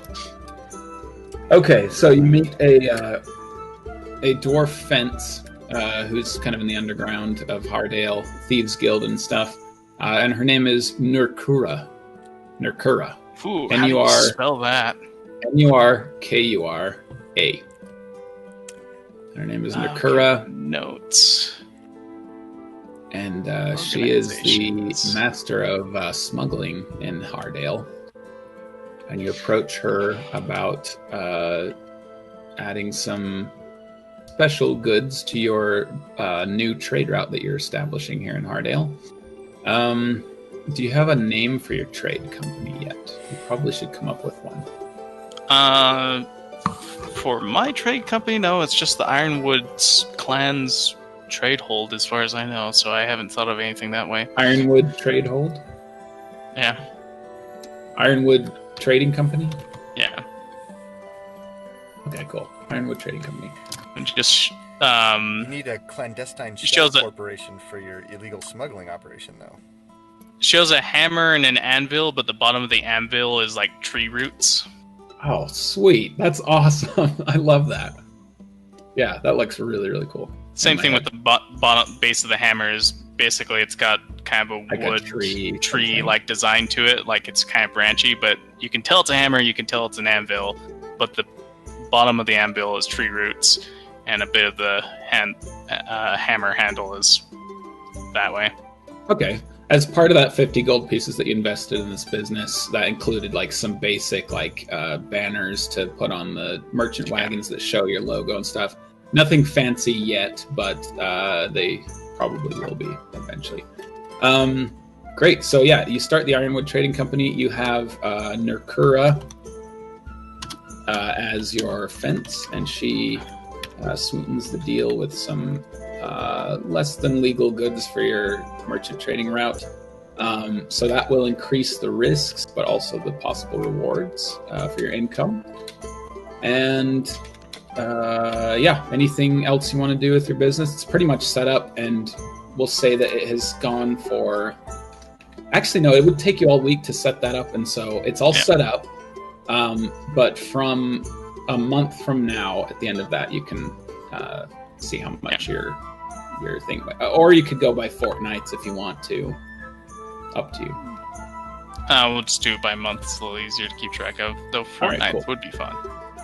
You don't want to go by a little bit quicker. There's too many young kids on there. It's just... I hate how that game just makes me want to murder things. It just ruined the word Fortnite. I can't use it anymore without thinking of that. They didn't even use the word right for the game. It does nothing in regards to the game. Secondly, it's spelled Fortnite. It is odd. Yeah. Thirdly, the game... Here's a funny thing. The game was meant to be a 4-player co-op campaign. Is what the game was meant to be. And it was that way for about 2 years, and then they released their multiplayer as free to get people into the game. The multiplayer became so popular that they then shifted gears away from their campaign game. That's funny. It was supposed to be a co-op adventure game that's a shooter that had some objectives and other things for you to do, and the building resources was a gimmick that they just threw into their multiplayer 100-man, and then they made their multiplayer free and then it went crazy 2 years later, and that's how it spiked. That's funny. Odd. Okay, so The game Is there actually never finished releasing its campaign either. Is there anything else you want to do for your downtime? Anything you want to resolve? Roleplay? Nope, just was making sure I got my contacts and other things out. I assume that occasionally I see one of the guys around the place as I'm carousing or otherwise, and I will acknowledge them, but acknowledge them in the same way that like somebody at a fancy party acknowledges the other person, but it's like I'm here, don't interrupt my business meeting. You got the nod. And who are you? Who do you recognize again? Just Jasper, or Wrath, or one of the others. Probably only be Hargus. Okay. Hargus, well, yeah, I pretend not to know. Okay. And stealthily try to avoid. We can roleplay that later if needed. I do not need him messing up my business deals. Yeah, he would not be compliant with that desire. I know. Roll a stealth check to hide from Hargus at your next fancy rogue party.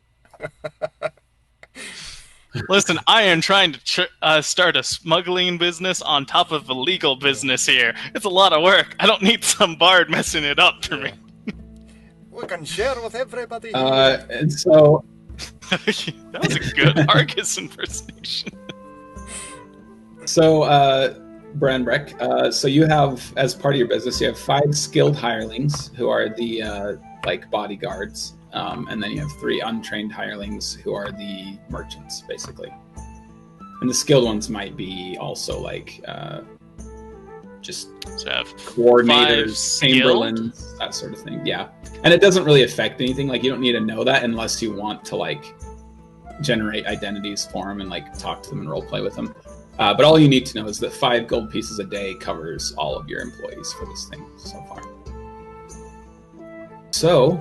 at the end of that period, your merchants are kind of just do you have them call you Mr. Ironwood or something, or? They call me Mr. Breck. Mr. Breck, okay. So don't give them your whole name, I got it. So they're just all right, Mr. Breck, as soon as the holidays are over, we'd be happy to start this trade route. We're excited to branch off and see how good this can go. You said 5 gold per day?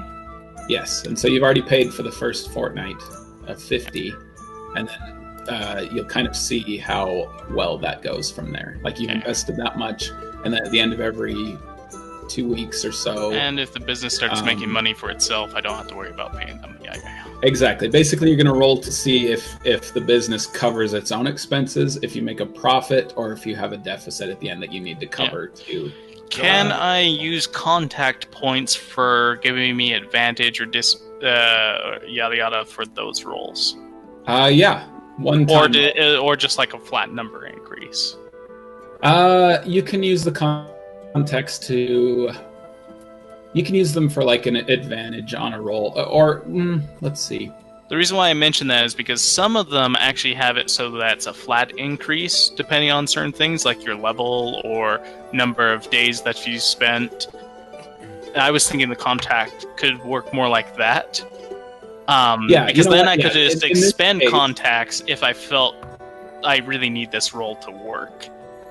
Right. See, I'll allow that. Basically, when you expend 1 contact, I'll say it bumps up the profit level by 1. So if you have a horrible month and you roll a 1 on a D100, so you'd be losing. I had to go make some pull in some favors or something that way. Then you pull in a favor. They kind of bail you out, or maybe you bribe somebody to do something, and that counts as a contact point, and it bumps it up 1 per contact. We'll have to think about this a little bit. What is your thoughts on this, Jess, Aaron? Would it be better to say that I have to do this I can only expend 1 contact after knowing the roll? Or do we say I can spend as many contacts as I want, but I have to do it before I roll? What do you guys think is better? I think after is totally fine, because you can kind of just see what happened and you're oh crud, and then you call somebody to kind of bail you out of the trouble. I think that's totally fine. And you said you're doing this on a D100 scale? Yeah, so basically how a business works is You roll a... Is a 1 point bump that significant? Not 1 point, 1 tier. Not 1.1 tier. So how they do 50, Gotcha. Yes, 50 to 60 roll is okay. this. Yeah. When you said 1, Exactly. I was like, So if you going have... from a 1 to a 2 does not seem very valuable use of a content. But going up into the next Right. level of success, I get you. That makes more sense. Yeah, I think that'd be cool. Unless I make some enemies and they subtract me from 1 tier. Right. Right, so you might lose money equal to the upkeep costs, which is equal to your investment. So the upkeep cost is 50 gold, and you might have to pay your upkeep costs. You might make a I have profit no reason and to have be it cost enjoying less. this as much as I am right now. I think I it's don't know really why. fun. And like the business itself is going to be like something Bringing that me you get back to invested those in. Lord of the It's, Realm character days stuff. and other things. Yeah. Gotcha. I think it's really fun. I had a player had a business before, and it was a really good source of like adventure hooks, and because he wanted to like, Keep his business running. yeah, like he wanted to make a new product, and so he had to go on a quest to find like materials for it in a certain place, and like escort a specific Seriously though, caravan to go branch out to a new branch in a new city, and he had to like escort it. Except he didn't. He just risked letting it go by himself, and yeah, it ended up getting ransacked, and he lost a lot of money. But you know, that's seriously though, that's really fun. keeps, ships, businesses, trades posts, they're easy to overlook in the DMG because they just seem complicated to introduce to your players, but they provide so much narrative ability for you to just plot hook your players. Yeah, so I think that'll be pretty fun. The Ironwood Trading Company. Okay, Need some so t-shirts, you Brandon. guys, I got one you guys, minor question before yeah. we move past this. One minor question before we move past. I Sure. would like to think if you do use your guild or your resource on this, Bryn, like you're asking this guy like, "Hey, what's hot right now?" And he's like, "Oh man, we're coming up on New Year's. All the toys the kids want this year, you know, it's those black market owl bears, you know." Black market owl bear little figurines. plushies, you know, and it's like, all right, let's push. I'm those starting to things. sound more like the Chinese, Yeah. knockoff brand Yeah, stuff absolutely. instead of. Yeah, you've got the official Listen, licensed one. I'm smuggling legitimate things, just trying to bypass tariffs and stuff that way. where That's the how I big make more is. money. Yeah, King Martin puts pretty heavy taxes on those little owl bears that come out of the Oh gosh. the local. Okay, production this is system. canon. I will generate just one human, just because it's more likely, Chamberlain for your business. Branbrek, just the person that you basically talk to about how things went, and he keeps all records and stuff. And his name is Lynn Chambers. Oberon. His name is Oberon. Chambers. Oberon Chamberlain. I mean, that's what last names what's his are. name? So. His name's Oberon, Oberon. Yep. and he is the Chamberlain for the Hardale branch. Yeah. And that's kind of where where everything is based out of currently, and you can expand later. But yeah, Hardale is kind of the center of trade and stuff. So, and he's the Chamberlain. So that's who you go to find out like how your business went and to see how you can help and what issues there are and that sort of thing. So Okay, well, Keep an eye on deal. that guy. It's always he seems like he's like pretty loyal. Like you did an interview process, that sort of thing, and after many insight checks and stuff, that's who you. My insight is terrible, sir. the best grifters. Well, he's the one that you best felt the best. I may have, against better judgment, had Jasper and them help me interview people. Inexplicably. I'm sure that Jasper's just like, this guy's great. Jasper, can I borrow you for a bit? Absolutely, of course. Do you mind if... listen, I'm starting a company, and I'm just trying to make sure we find good people. You seem the type that is good at judging people. At least, I think so. I'm actually really bad at that, so I might be making a bad judgment here, and I don't even know it. There's So- an irony there when you think of it. I'd like to move forward. I've known you long enough, and I know if it's messed up, I can at least state that you were a part of the problem. Ignore that part. Let's move on. Let's do it. And we settle on Lynn Chambers. Take it as a compliment. Okay. Just move on. Okay, so Jasper, you go down into the Archflower, the Silverwater Artisan Street, and this is kind of a middle-class district where there's custom items that you can have crafted. It's where all the kind of middle-class people who actually are skilled at doing things and making things work. And you can also hire skilled hirelings here as well. But yeah, you find a common magic item, sort of a magic tricks cart run by a couple of rock gnomes. Oh, great. Yeah, I'm just very excited. It's just lovely to meet some more gnomes in the city. What's your guys' names? I'm Jasper Runewood. Pleasure. From Copenhagen. I'm Ironwood. He's Runewood. I know. I know. I noticed about that. But, you're from Copenhagen, eh? That's where I'm from. I don't know if you know the Turen family. My name's Boddynock. Turen family. Actually, I think I probably do. 18 on the die. I think they might have lived across the way. You guys are across from the big cog wheel in the center of town with the waterfall, the wheel. You're over on the other side. The smaller one, yeah, the smaller one. Right. Yes. That's us, yeah. My family's the Sparks. We help with some of the larger mechanized defenses. So. Would he? Is your family well known? Would he know that I mean, is... everybody works on something there, so it's pretty random. This is me. Yeah, they probably heard of me. You're Runewood, but your family's Flint Sparks. Yes, that's correct. Because you were raised by a different family than what you... probably, right. he would have mentioned it on the road at some point, that he was raised by... You go by your birth name? Now that he's left Copenhagen, he's trying to meet other forest gnomes, so he's going by got it. He assumes to be his birth name. He's it's a little... I don't think Jasper knows, but do you know, Aaron, that Branbrek is adopted? Nope, okay. I don't think so. Now he does.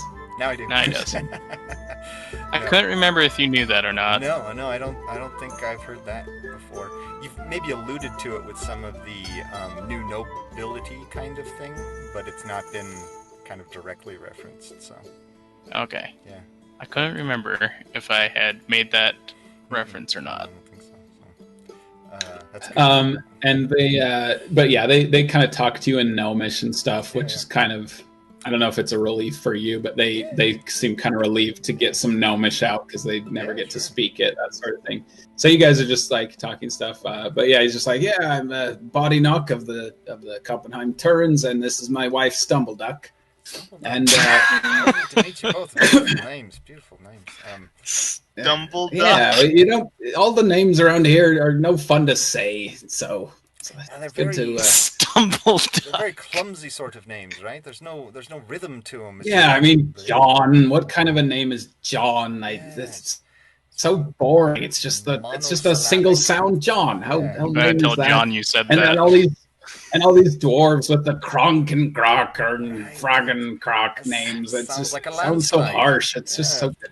Bunch of rocks. It totally does make sense. Bunch of rocks. Anyway, what can we do for you? Well, looking for a gift for the holidays. Potentially, yes, actually. But I actually heard good word from, I don't know if you know Lamont over at the VA. He's Victoria's Allies Guild.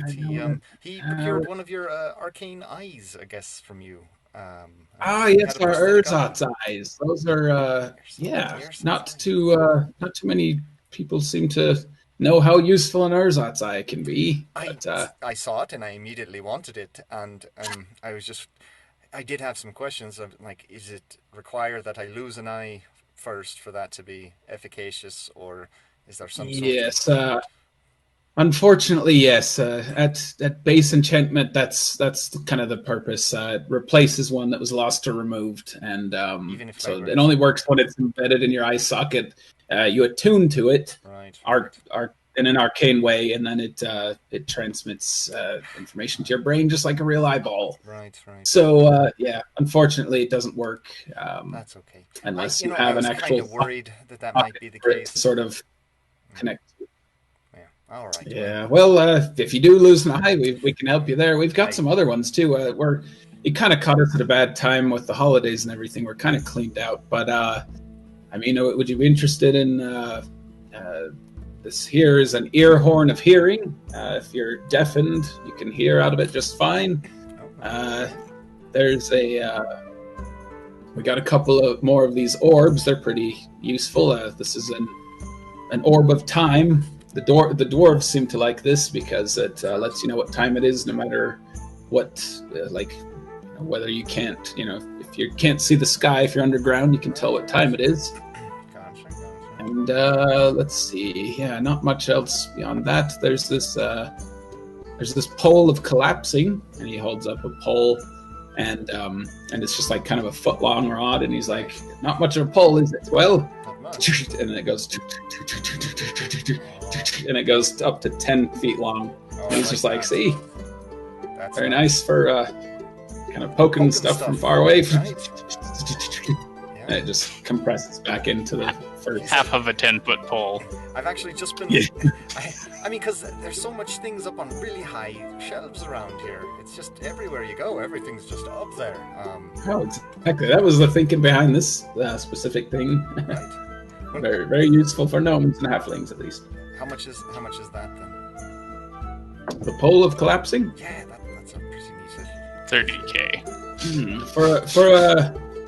For a fellow gnome of Copenhagen, 60 gold pieces is how much we'd go by if you think that's reasonable. Is that the current invoice there? Is that all that's on stock, or is there anything else of... I mean, it's kind of cluttered back here. Is there something specific you're looking for? Something amusing, maybe, or is it a present for somebody for a year's end presents, or? Well, there is a year's end thing coming up. I thought it might be kind of fun to give some gifts out.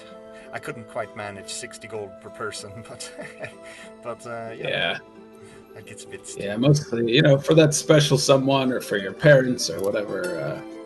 Well, I don't know about your parents. They probably have already seen all this sort of stuff, but real popular with, non-people who haven't been to Copenhagen and seen better stuff. But let me see. There's this... there's this. Somebody returned this. They didn't seem to go well as a gift, but I don't see why not. This is a wand of conducting. Let me see. Looks like it's got enough charges left for today. Check this out. And he starts leading music, and you hear this orchestral music coming out of the wand. Just that's good. That's good. And it's just around this omnipresent magical music just kind of comes out of it. So. And a couple of the people just walking around and stuff are kind of look back, and a couple of people are like, "Yeah, hey, jolly Year's End." And he's just like, "Thank you," and just kind of bowing. That's really good. So he's just like, "Yeah, what do you think of that?" That's pretty good. He said it was a number of uses per day, or?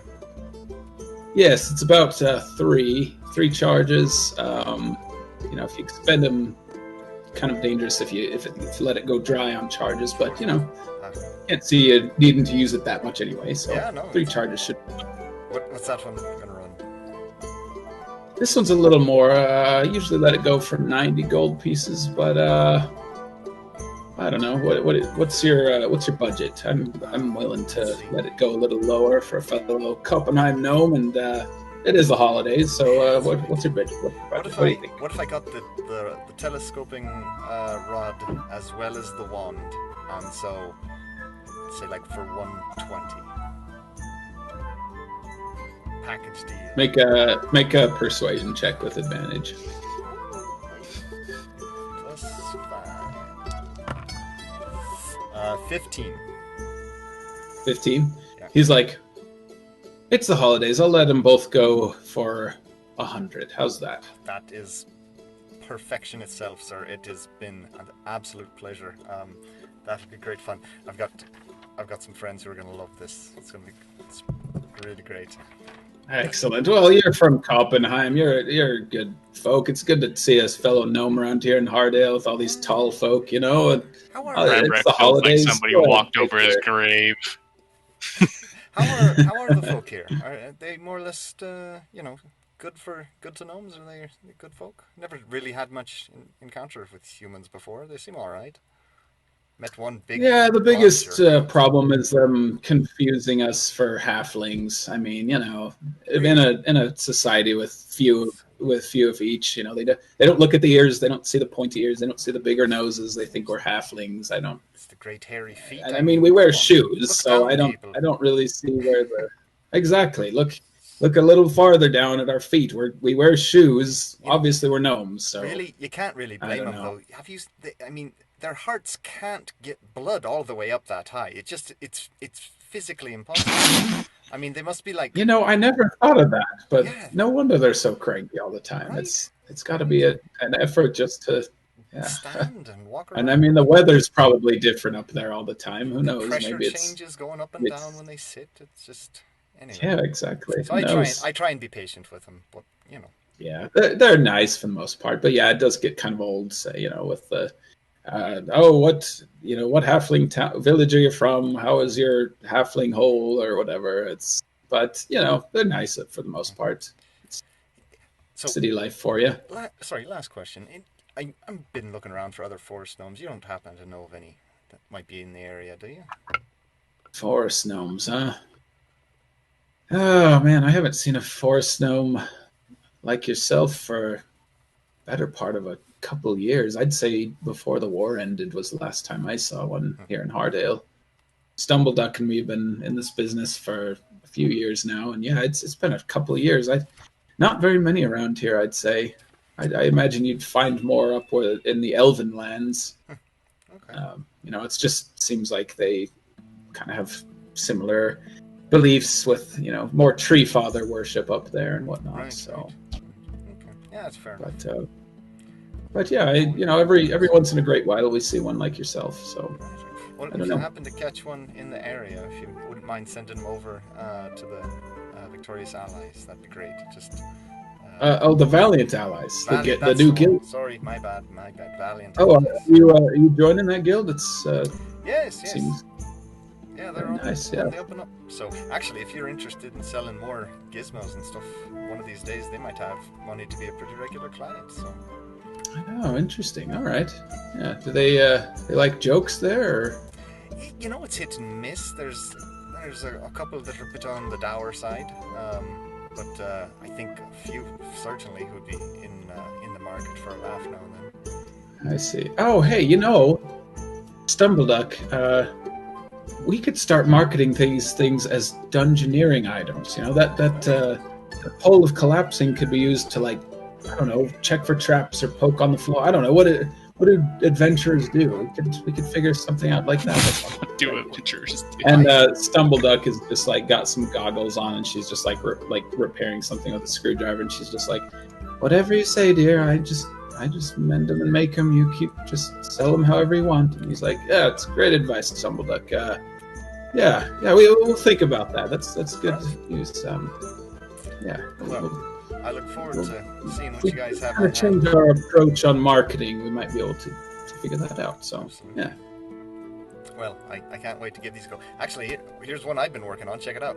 I didn't have a pole, so I've been working on this little beauty. And he pulls out the strip of leather that he smeared snail slime on and tied a string to. And he's like, check this little bad boy out. I'm not really great with mechanical things, but sticky hand.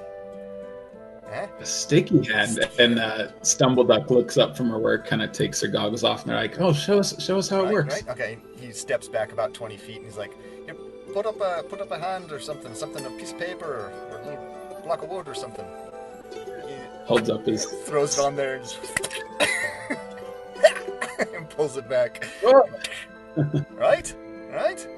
Wow, that's amazing. Wow, I can't. That's really interesting. It's pretty good, huh? Stumbleduck is like, "Can I see that? Let me look at that up close." Check it out. I just got a She little piece kind of of- leather, and then I make this real sticky slime that I from snails, and put it on. All sorts. It's good for mending too. Actually, you can use it to mend just about anything. If you've got like a little broken piece of wood or metal, you can just put it together and mend it right. You up. really use snail slime? That's fascinating. Yeah, it works great. We just use glue, you know, whatever's easy to find on the market. But Once it guess bonds it makes together, sense from the forest. it doesn't break at all. It keeps on going. It's great. Really holds forever. Fascinating. Oh, that's a good idea. I like that idea. Yeah. Well, hey, stop by here sometime. It's good to have a fellow gnome. Absolutely. Get some gnomish out of your system every once in a while. Exactly. So. Well, hopefully we could get some better cooking too. I mean, a lot of the stuff they have here is pretty bland. It's like, have you heard of a spice before? Apparently not. Spice? Spice? Do spice? Spice? You spice? You know, if you want good gnome eat, and there's actually a gnome tavern over in Glint Lake Park. Go there if you want some good gnome eating. Absolutely. I want to go check that out. Is that the name of the district or the name of the restaurant itself? That's the district. The tavern itself is called Eli and Anne's. Is that the name of the people that own it? Because if not, I'm going to laugh. They're working on getting it an actual gnomish name, but it kind of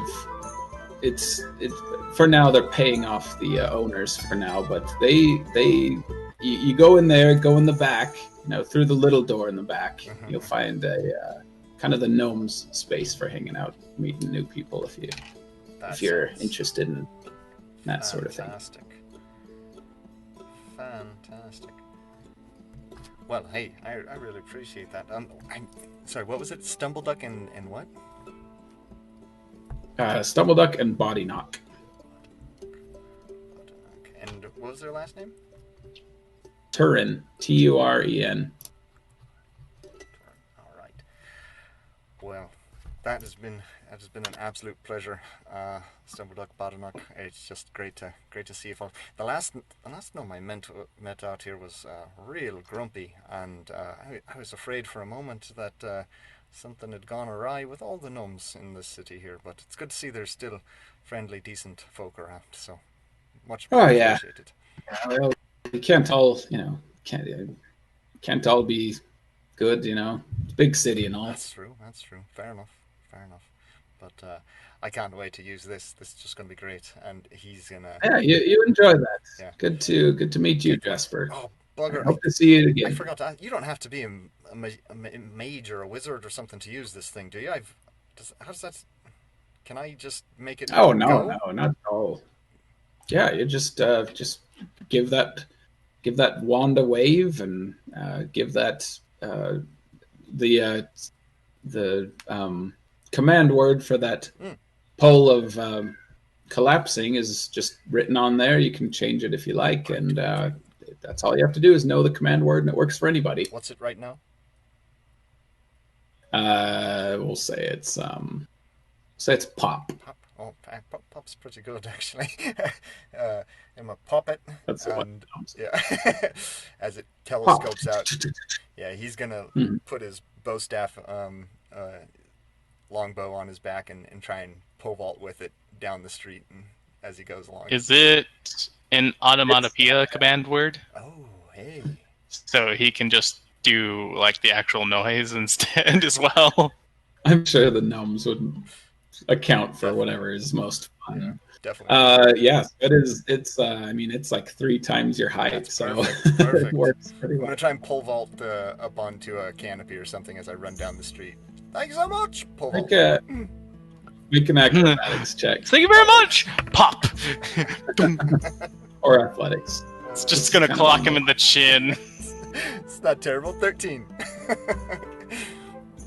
Yeah, you kind of land the pole and then just like Yeah. it's kind of slow going and not very like graceful or whatever, but you manage to get up there and you're just like so pleased with yourself Really because good. it worked. It's really It good. wasn't It's really good. graceful, but it worked. Not as flexible as my bow is, but I'm gonna keep practicing. I'll just keep practicing down the street as I run. Great. Yeah, you get quite a few stares, but most people just kind of laugh it off, and they all, everybody's in good spirits right now. Yeah. Just yell, Okay, so you guys spend the rest of that time, and then Year's End comes, and the Year's End festivities kind of begin mostly on Year's End Eve. Let's get the music here.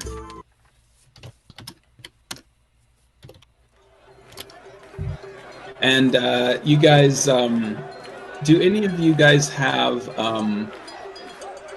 do you guys have family members that would send you presents for the holidays? Most likely, would your parents probably send you a gift, Jasper? I mean, I think they would, but I'm not sure how. Advantage of not having dead parents. Yeah, I think they would. It's just, something. You know, he didn't really have any way of telling him where he was going or anything. Same here. Yeah, so I imagine that you guys that there are messengers here and there. Unless they and, like, it's scry. pretty easy it is to a major city, so if sending him a letter was an option, like reasonable. Yeah, I imagine that's totally Okay, doable. then yeah, for sure he would have done that. Or do they do what most people do when they're shipping to the family members? They send the presents like a month in advance. Well, yeah, like you would have to do that stuff too. But I'll say that like you have enough contact through, like you're in a civilized kingdom, Lamont? you know, like there's yeah, there's enough you know, courses within cities and everything where you could get them to know where you are, especially if you're planning on staying there for a long time, you know. If you're like, oh, I'm going to start a new career at this guild or whatever. So yeah, we'll say that they know. What about you, Branbrek? Would your parents, are they the type to celebrate Year's End and send you a present? As long as it's a dwarven celebrated holiday or an elven one, then yeah. It's pretty universally celebrated. Then yeah, probably. Plus, they probably know where I'm at because I'm starting a branch there. So I imagine during that time I would have had to maintain some kind of level of communication with the main. Okay. So, Year's End comes, Year's End Eve, and I don't know if you guys want to spend any more money on presents for your family or whatever. Sure. I'll spend 50 gold. Okay. What do you buy for them? Actually, how much are fine clothes and stuff like that? Maybe something that's unique to this part of because there's dwarves in this town, so there's probably some unique clothing for dwarves and for human-sized people, elf-sized people as well. Yeah, there's elves are very rare in this part of Amara. However, yeah, dwarves are quite common. In fact, there's a whole dwarven district called the Anvilage Dwarven District. And it's just, you know, it's just all dwarves. Like, that's where the dwarves, most of them live. There's a lot of smithies there and craftsmen and a lot of, like, masonry contacts there. Really good ale. Like, all the best ale is in that district. There's even, like, dwarf-only bars there and stuff. And so you could get, like, really good dwarven make stuff. Pretty easily. Is there anything... Gosh, this is kind of revealing some stuff. Is there any way I can get some stuff that would fit some dwarves in finer garb or maybe trinkets that way? And is there any... I don't know, parts... What kind of jewelry or, like, otherwise there would be? So fine clothes cost 15 gold pieces for a set of fine clothes. Okay. And then jewelry is just how much you want to pay for it. How much would you want to, like 2 sets of fine clothes would be 30. And then like how much would you, how much jewelry would you want to buy? That kind of depends, like how much you want to spend kind of depends on what is kind of moderately priced jewelry? Like what would you... I mean, it doesn't have to be a super fancy earth. We're just saying a gold value. If fine clothes are 15, then I imagine jewelry is somewhere around 20 if you want it Fancy. really, or equivalently fine, because it's actually jewelry over clothing. Okay, well, I mean, how many gold pieces would you want to spend? And the real question is, are you buying more name brand stuff, or are you going black market knockoff stuff? Yeah, the dwarf. My black market's not established yet. That's the problem. Yeah, now's So- the time you get into those Bucci. So for Bucci the moment, bags and, this is what I'm going to have to do. Nikkei. And sadly, this is going to reveal some stuff to you guys. I won't tell Jasper. It's okay. No, it's fine. I mean, I'm not telling you guys anything with this, but you'll be able to figure out something's off with what I'm saying. So, I need to buy probably 4 sets of fine clothing, Okay. which would be a total of 60 gold, right? Right. And then I will need to buy 1 more, but not just a fine set of clothing, like a really fine set of clothing. So we'll say it's double the price. We'll say it's 25. 25, that'll work. And I'll have to give them the measurements as best as I can, but I'll have to go to a human for this. Okay. So dwarven make, but human-sized? Human-sized, right. Okay. Closer kind to of grumble human-sized. at that because they have to, like, go into the back and pull out a human-sized mannequin and, like, do all their work standing on a step stool and stuff. And then They cut off a piece of fabric from the jewelry, side and sew it to the a bottom. sapphire piece of jewelry, and we'll say that I'll spend...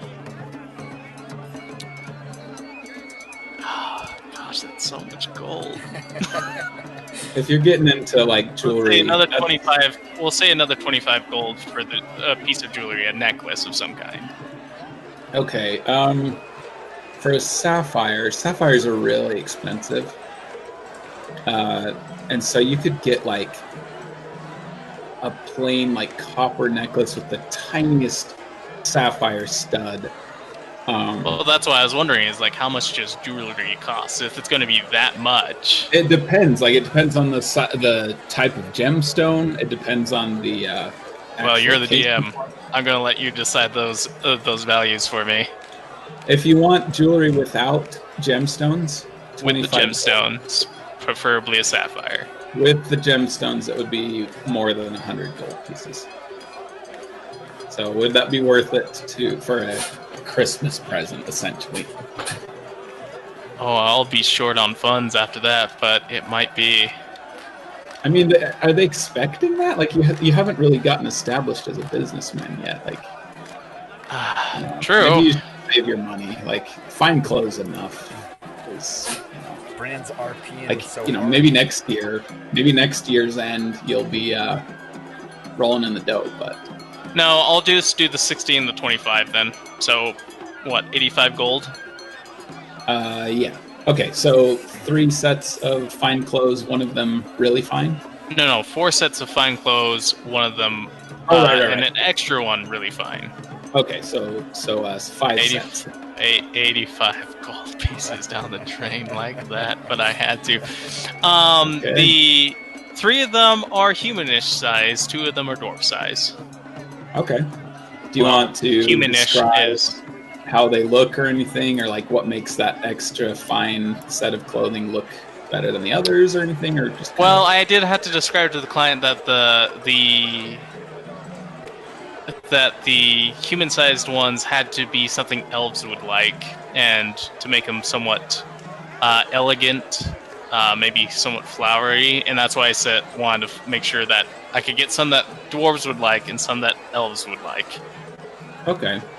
Yeah, they can add like kind of an elf, like a kind of a leaf motif. It looks kind of stiff though. Dwarves usually don't like the trees and stuff. They're right. More So if pattern, so it's if kind of they weird. Can't like, do it, I'll go to a human person and have them do the elf ones. Put simply. Okay. To put it simply, I do the dwarf ones in the dwarf town. I do the elf ones in a human-ish area. Okay, yeah, humans have a little bit more creativity, and it's not like what an elf would make to that degree of beauty and stuff, but they get the idea of elvish makeup. So yeah, right. Okay, that's all I'll do, and get that shipped. All right, and are you staying at the guild hall? Yes. Okay. Gosh, that's 5 gold off. That was more expensive than everything else I've done. Well, you're essentially buying art objects, so... Yeah, I kind of am, and for good reasons. So, you wake up in the morning on Yearsend Day, and there's a present for you at the end of your bed, wrapped, and old Orsik is just kind of like, Happy Yearsend Eve. And he just kind of like nudges the present with his broom and just kind of goes out grumbling.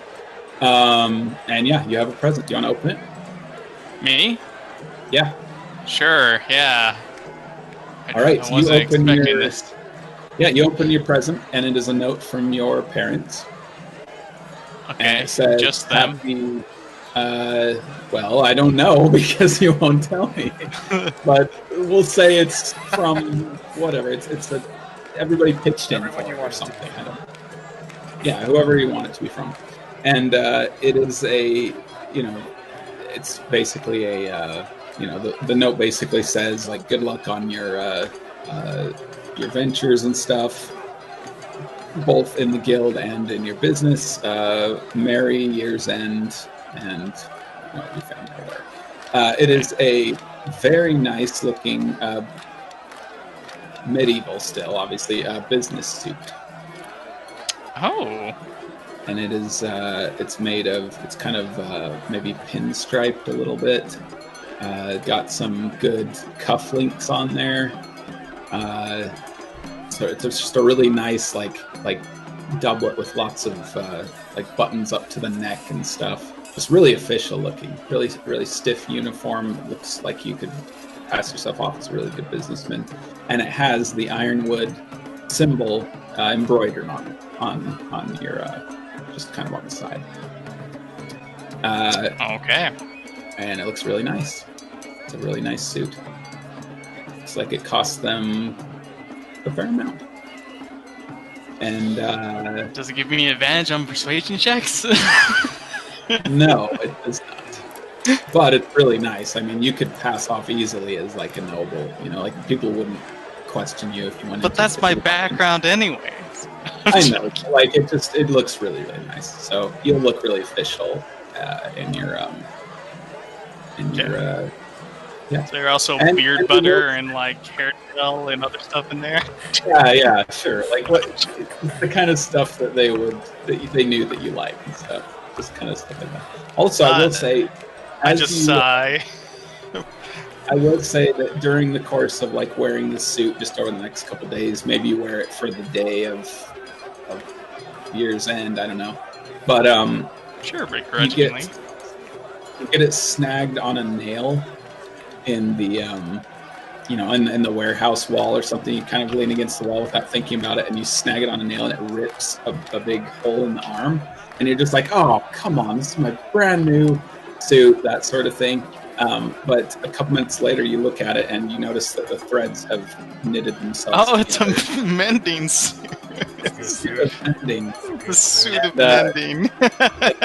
A literal suit of mending. In fact, maybe you were going to go and like sew it up yourself, but when you get there, you look closely and the threads are just knitting themselves together, and there's no sign at all that it got ruined. So you won't even have to mend these. You could wear them. Also a suit of gleaming. Well, it doesn't act as armor, but it's a suit of mending. Jasper, do you send those to your parents, or do you send them something else? Oh no, they wouldn't be interested in those little trinkets. I look for a local souvenir, like is there a little tiny model of the town set in a glass globe with the bay with real water in it? Or are there some little stuffed owl bears with like Hardale stitched into the back? Or I don't know, what's the local Kishi tourist thing that they sell here? Yeah, I'll say that they have like things with the Hardale crest on it, and stuff like that, like swag, from the kingdom for tourists, which is in big supply, and people always make knockoffs of their own too, because they know people come to visit for the holidays, and so they make their own and sell them on the side of the street. So you'd be able to find pretty much anything that you want. If you wanted a snow globe, you could find one for 1 gold. Okay. In that case, I'll send 3 snow globes and 3 of the stuffed animals with Hardale stitched into them. Okay, those are only like a silver each. The dolls are a silver each, and the snow globes are gold each. And you buy like they have like ones of the city, and it's in like really low detail or whatever. But they also have some of the landmarks, like the headless hero. Yeah. They have him in there, and so you can buy just kind of different aspects of Hardale. Awesome. So I'll get 3 of the snow globes and 3 of the stuffed animals, and send those out to my parents and to Captain Steelgear. Okay, great. So 3 with gold, a letter, 3 giving kind of a summary of things that had gone on. Very, very optimistic, like no troubles kind of summary. Like not telling any of the bad stuff, just the nice people I met everywhere I go. Only talking about the nice people I met. Very Jasper. Yeah, how we met the Torrens here in town, the Turens in town. To say hi to them across from the small cog in the center of town. Go say hi to their family and tell them they're doing well, and treated a fellow gnome well, and just everything. I miss them. Okay. Wish I could be there for year's end, but the journey's going well so far. And to say hi to Captain Steelgear for me as well. All right, you send that out. And that is the difference between nobles and everyone else. Spent 3 gold on presents instead of 80, so... got pretty good knickknacks for that. Yeah, they definitely have all the mechanical wonders that they could ever want, and find, whatever other stuff they want, they could buy for themselves. Gnomes, so they're pretty practical. They don't care about but we do have a soft spot unless for it's got. Yeah, do have a soft spot for cheap Kishi tourism stuff. So it'll go up on the mantle. Yeah. Okay, and you wake up Yearsend Eve in the kind of smaller beds that they have for smaller folk. He definitely hasn't slept in the bed at all yet, though. He's in his hammock the whole time. The bed is okay, like... so you like set it up kind of above the bed, like hanging above, and you just pile all your stuff on top of it. The bed's totally covered in jars full of bugs and little projects half completed. It's like a giant desk. Yeah, and under it and stuff. You shoved stuff under it, hanging stuff on all the pegs, and then your hammock just above it. You wake up to kind of a clunk, and old Orsik is just kind of cursing or whatever because he knocked over like a stack of your jars or whatever. As he comes in, he's just like, "Presents, Merry New Year's End," and just puts a Hogwarts. Puts a present on top of your bed and leaves. And when he shuts the door, it falls off of the pile of your bed from the jarring. Thank you, Orsik. Tearing into it. I feel like Orsik has gotten sick of you faster than anybody else since you're around the most. He's grumpy to everybody. Like he looks like he's just never happy in his life, that sort of thing. He's just a grouch, and everybody just kind of goes with it. Like they've all given up on trying to cheer him up. He's always muttering. Jasper. Can I make a perception check of the thing that has bothered Orsik the most in my time at the guild so far? Is there like one thing? Is there like a a post he's always having to nail down, or a hammer that he's breaking all the time? Is there something that's always like Same small, nail I annoying, snagged on. Yeah, something that's plaguing him constantly that he's always having to deal with? The banister thing that keeps coming off as you. Something. Yeah, make a perception check. Hey, all right. I needed a high roll. Yeah, it's just a straight 15. Yeah, so most of it just seems to be unrelated to all that. It's just like kind of an outlet for, like, he just seems grouchy in general. He always mutters about how adventurers should go and get a real job and contribute to society. He doesn't really believe in the whole adventurers work or whatever. And he always kind of mutters about his clan that he was exiled from and how, he just kind of is grouchy about that. But yeah, one thing that you can tell that he particularly despises is like cleaning up people's dishes. Like when they eat at the mess hall, most people just kind of eat and then just leave their dishes there, because whenever they do, they just mysteriously go to the kitchen to get washed, and it's because Orsik is always like, and so he goes and clears them up or whatever, and they just think that that's his job because he's the janitor, and maybe it is, who knows, but you can tell that he doesn't like it. That okay. I would like to brew up an especially potent alchemical cleaning agent that will just dissolve any leftover food matter left on a plate and plates instantly. Like it's borderline acid. It like is this far from taking the enamel off the plates, or if you leave it on a metal trencher, it will eat through it over time. And there's like it's so I can make acid with my alchemical toolkit, just spending the time doing it.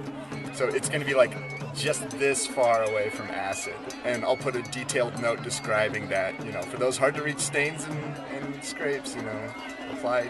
Make an intelligence check with your proficiency with your tools, and just see how well it turns out as you craft it. With advantage, natural 1. Oh, okay. Wait. With advantage, you rolled 2 ones? No, I questioned the with advantage. I didn't have advantage. Oh, I thought you rolled 2 ones with an advantage roll. No. I was like, what is this? It's a 1. Bad. Okay, so your first time. Yeah, I definitely tested it. I can see you being all excited to give old Orsik a year's end present. So you're in the workshop working, you're all excited and stuff. And you make it, and it eats through the bottom of the glass vial. Like you make it just a little bit too much, and so you kind of sit there, and you're doing something on the else. Second floor. You're getting some stuff to test it on, and you go back, and the vial's empty, and you're like, oh no! And there's a hole in the table under the vial, and you look under the desk, and there's a hole in the floor under the desk, and you're like, oh no! And you kind of just look down in the hole, and you can't see an end to it, and you're like. So you just kind of like kick. It's like the outdoor workshop or whatever. So you kind of pull some of the straw over from the workspace, kind of stuff it into the hole, and you're just like, nobody will probably see that hole. Like it's whatever. You kind of like put some of the other things on top of it. There's a little hole that somebody may or may not notice, but first batch wasn't so good. So the second time. You take it down a couple notches, test it, and it works just fine on like cleaning materials and stuff. And are you just gonna leave it out for old Orsik, or? I'll put it in one of the flasks. He leaves it out. Yeah. Orsik drinks it. Yeah, one of the flasks that I take that I borrow from Lamont. One of the flasks I borrow from Lamont. Get a stopper on there. If I can get a perfume spritzer or something, it's the closest thing I can think that might be the equivalent technology. You could probably put it in a little probably box, craft something. Yeah, roughly wrapped box with a very detailed note describing it, and hide it wherever Lamont leaves his broom and stuff, with all of his cleaning supplies. Okay, so you're hanging on his broom or whatever. Yeah. Okay, do you watch to see if he? To see his facial expression when he opens it, or do you just leave it there? I'm not going to try and stalk him. We'll just wait and see what happens. Okay.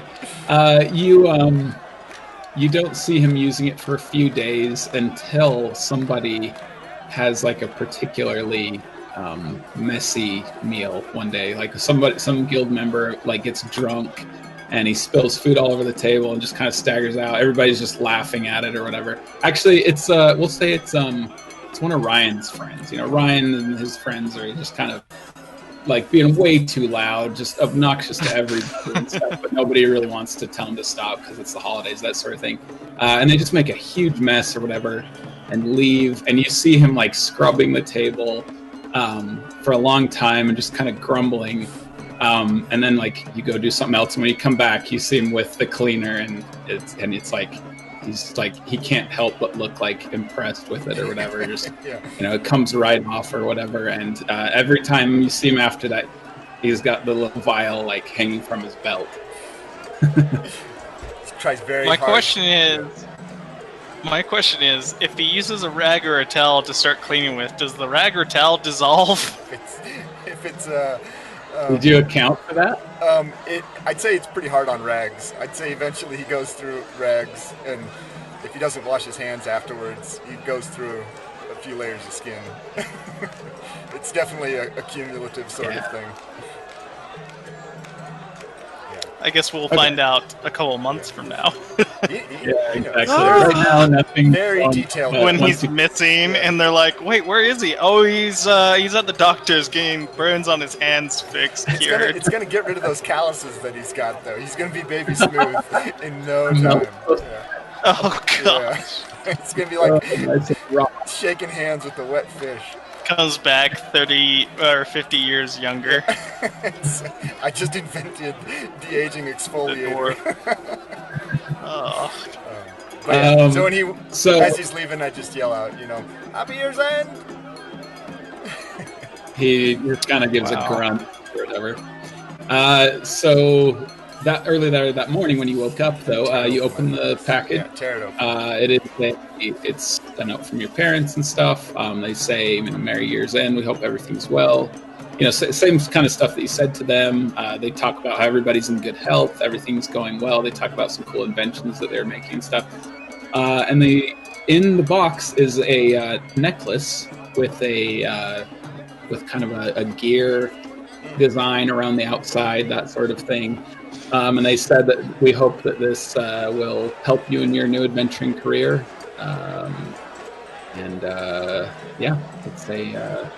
It's an amulet with sort of a cog outline around the outside, and then you see the inside has little cog wheels in it as well. Very cool. Slip it right on, and just check it out. I'm gonna put it on the outside puts it on the outside of his vest and everything, so it shows prominently. Turns his hat to the red side for putting on the red for the festivities, and probably trying to pick some of the soot and stuff off the rest of his clothes. Make himself presentable as possible, but not trying that hard. And goes out checks himself in the mirror, is like, "Yep, that's good."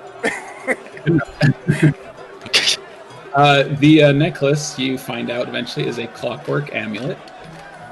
And so when you make an attack roll while wearing it, you can forgo rolling the d20 to get a 10 on the die. So it's just a perfectly... A warrior's best friend. A perfectly dependable amulet. And you can only use it once per day in that way. But yeah, it's essentially like taking your d20 and just setting it to 10 without rolling it. So you don't have to worry about a natural 1. There's no chance of a natural 20, but there's a 10 plus for your bonus. When I can do that after I see the roll, I don't have to declare it ahead of time. It is... it's when you make the roll. So it's you can either roll or just say, "Okay, I really want this shot." So no, it's a really awesome magical item. Is it just ability check, or is it just attack rolls, or ability checks too? Just attack. Okay, cool, awesome. Yep. Use it with and yeah. That is. You have yourself a clock. Is that an attunement? Nope.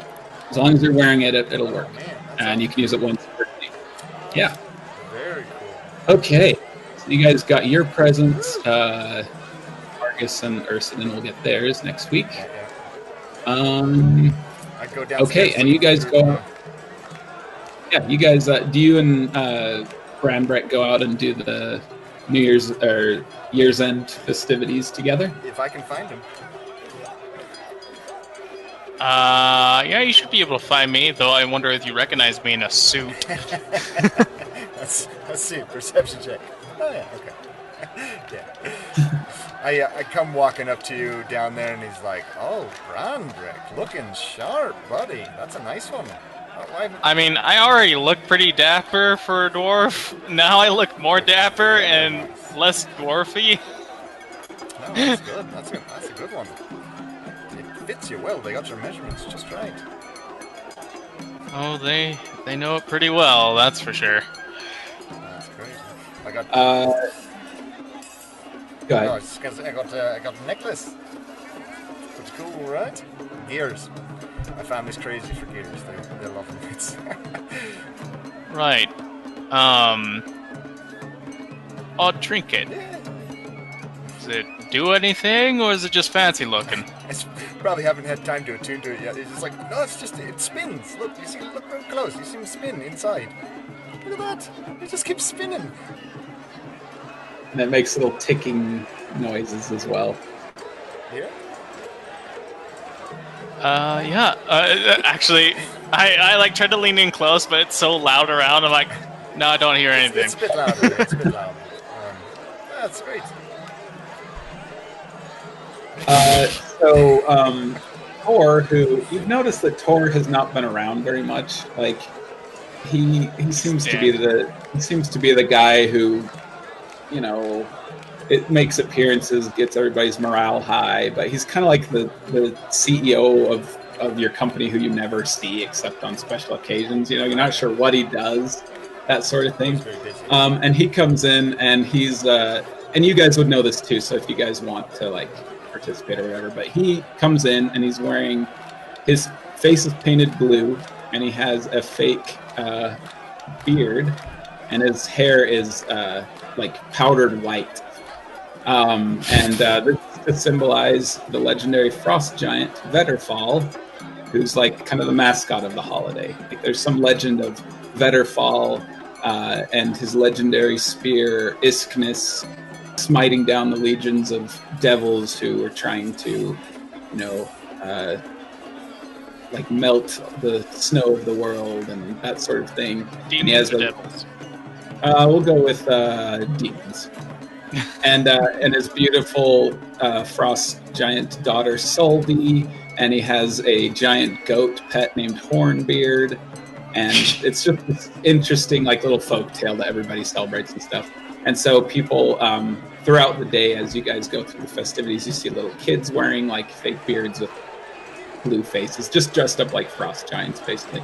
So Tor comes in and he's just like, "Oh, what day is it? It is Yearsend Eve. Yearsend. And he's just like patting everybody on the back and everything, and just really in the spirit of it and stuff. And like, you know, he's just like, "You guys are going to enjoy it. It's your first time in Hardale, so get out there and have some fun." Bran. Yeah. What? Bran. We need to get blue paint and powder for our beards. Blue paint and powder for what? Why? Did you just not see him there? Look at, the kids that are doing it too. We got to do that. We'll be careful not to get it on your suit. It'll be fine. It'll be fine. I can work on you. It'll be all right. No, Annie, you're dragging me away. No. This is a terrible idea. What are you doing? Tor, we need some blue paint. Later, against my own will. It's up in the front. I've got a little table for anyone who wants some. Straight to it. Get in the spirit. All right, now I'll jump up on the table, pull Bran over. All right. Branbrek is unaware of how he ended up in this situation. Just hold still, or you're gonna get it in your eyes, and that can't be good. That's looking great. Do you let him do this, Branbrek? Yeah. It's one of those things where it just kind of he's still stunned from it to the point where he's not putting up much resistance. All right. It just kind of skips to a scene where he's just like, nope, and then it just skips scenes, and you're like in the full get up, and you're just like, how did I get in this situation? Yeah, exactly. All right. And I'm just sitting there. Now careful on the beard or it's going to get all over the suit. It's real quiet with the... There we go. Get the flour. Really work Just it in. the slow head turn towards Jasper. Okay. All right, now do me. Run.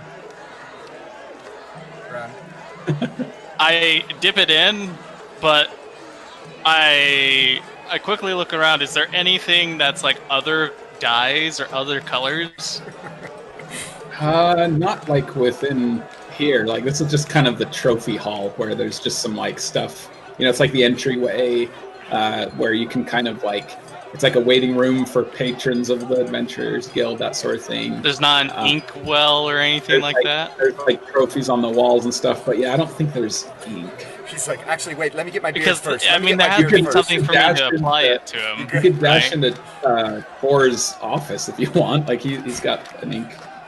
Yeah, I'll just say, oh, well, it looks like you used quite a bit. Okay. I need to go refill it real quick. Right. Just a minute. I'll do my beard while you go get it. And he just grabs 2 handfuls of the flour or whatever they use that and just is like...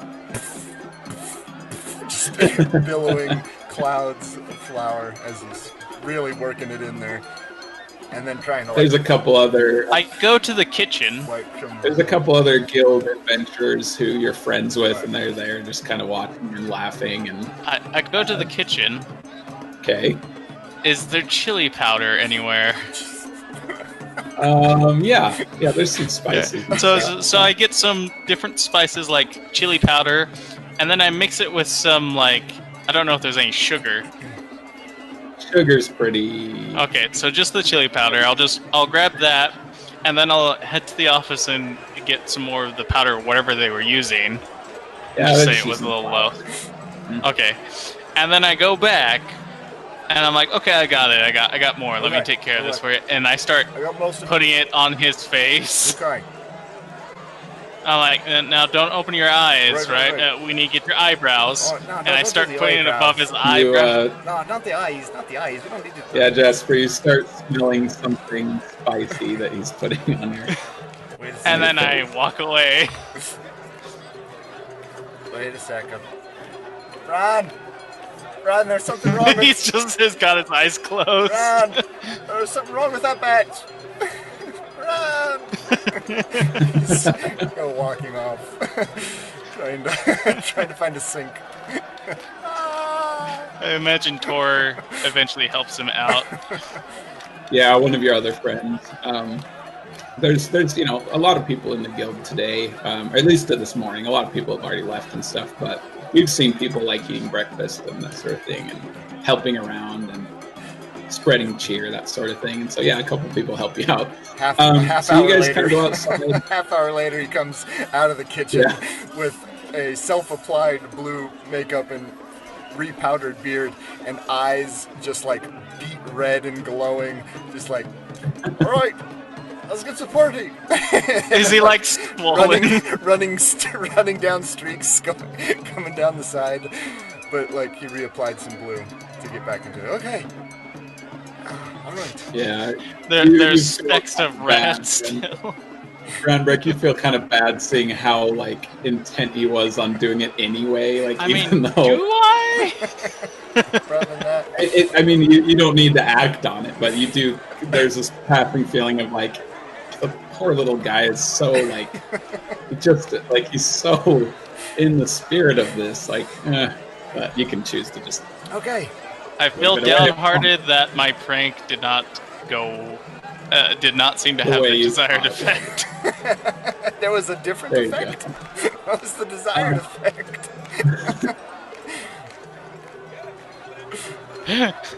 What was the... Something worse? I was going to say, was there something worse?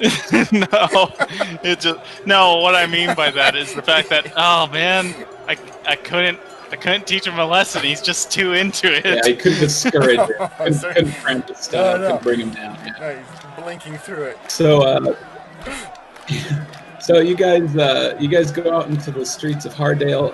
There's like blue and white streamers everywhere, and you see like anybody who can cast a spell, which is kind of rare, but every once in a while you'll see somebody with just casting little dancing lights to float around people, and little kids are chasing them and stuff. People are just like, you know, celebrating in any way you can. You see a lot of people with that, you know, the blue faces and the white beards and white hair. You see little kids like, I'm Vetterfall, I'm gonna get you, get out of here, demons, and they're like running around with sticks and squealing and chasing each other and stuff. And you guys kind of go down to the main market and stuff around the Headless Hero, and there are like little booths set up selling food, like you see snow apples written on one of them, or on several of them actually, and you see stalls that sell hot spiced broth and hot wine to keep people warm. It's a pretty cold day and stuff. Not a ton of snow, but like, you know, kind of chilly. You can see your breath and stuff. And you guys see just little activities and little contests. There's kind of a range set up with some targets for spear throwing contests. If one of you is interested in that, would you guys be interested in a contest like that? Yeah. You see some guy. I grab a mug of wine and a snow apple first, and just got a mug of wine, snow apple. Okay. So the snow apple turns out to actually be a bun, like a white flour bun, and you bite into it, and the inside are chopped pears with spices, and it's like nice and warm inside, and you bite into it, and like steam comes out, you know, and it's just this wonderful like spiced pear flavor with that white bun, and it's delicious. How many? And they're like 2 copper a piece. Just really, you know, just kind of cheap. And he was walking away with the mug of wine, and he took a bite of it and just started munching into it. And then he like took 2 steps and turned around and walked straight back to the stand and gave him like another gold. He just got a whole gold's worth, and he just fills up his pockets. Sounds good. Yeah. Is there any like events or anything going on? Any competition like things? Yeah, there's a spear throwing competition, and you see a guy dressed up like Vetterfall, and he's just like, "Who has the bravery of throwing my legendary spear Isknus at the demons? Who's strong enough?" And people are kind of forming along. Spears are not finesse weapons, are they? No, I don't think so. So I'm not sure if you're proficient in them. You can I don't think I am. No. And he's like, how about you, dwarf? How about you, dwarf? Want to join the competition? Winners get a cold kiss from my beautiful daughter Solvi. And you see a dwarven woman over, and she's like dressed up in like her hair is powdered white as well, and it's in these like long braids. She's a very attractive female dwarf, and she's just kind of like batting her eyelashes at everybody, and everybody's like, "Hey, Solvi!" Unfortunately, that will not work for Branbrek. I mean, she's attractive even to like humans. Like, she's right. No, she's attractive and stuff that way, but Branbrek cannot. Are you not? Bran, are you not going to do it? Are you really not doing it, Bran? No, I'm afraid she wouldn't approve. Anyways, afraid.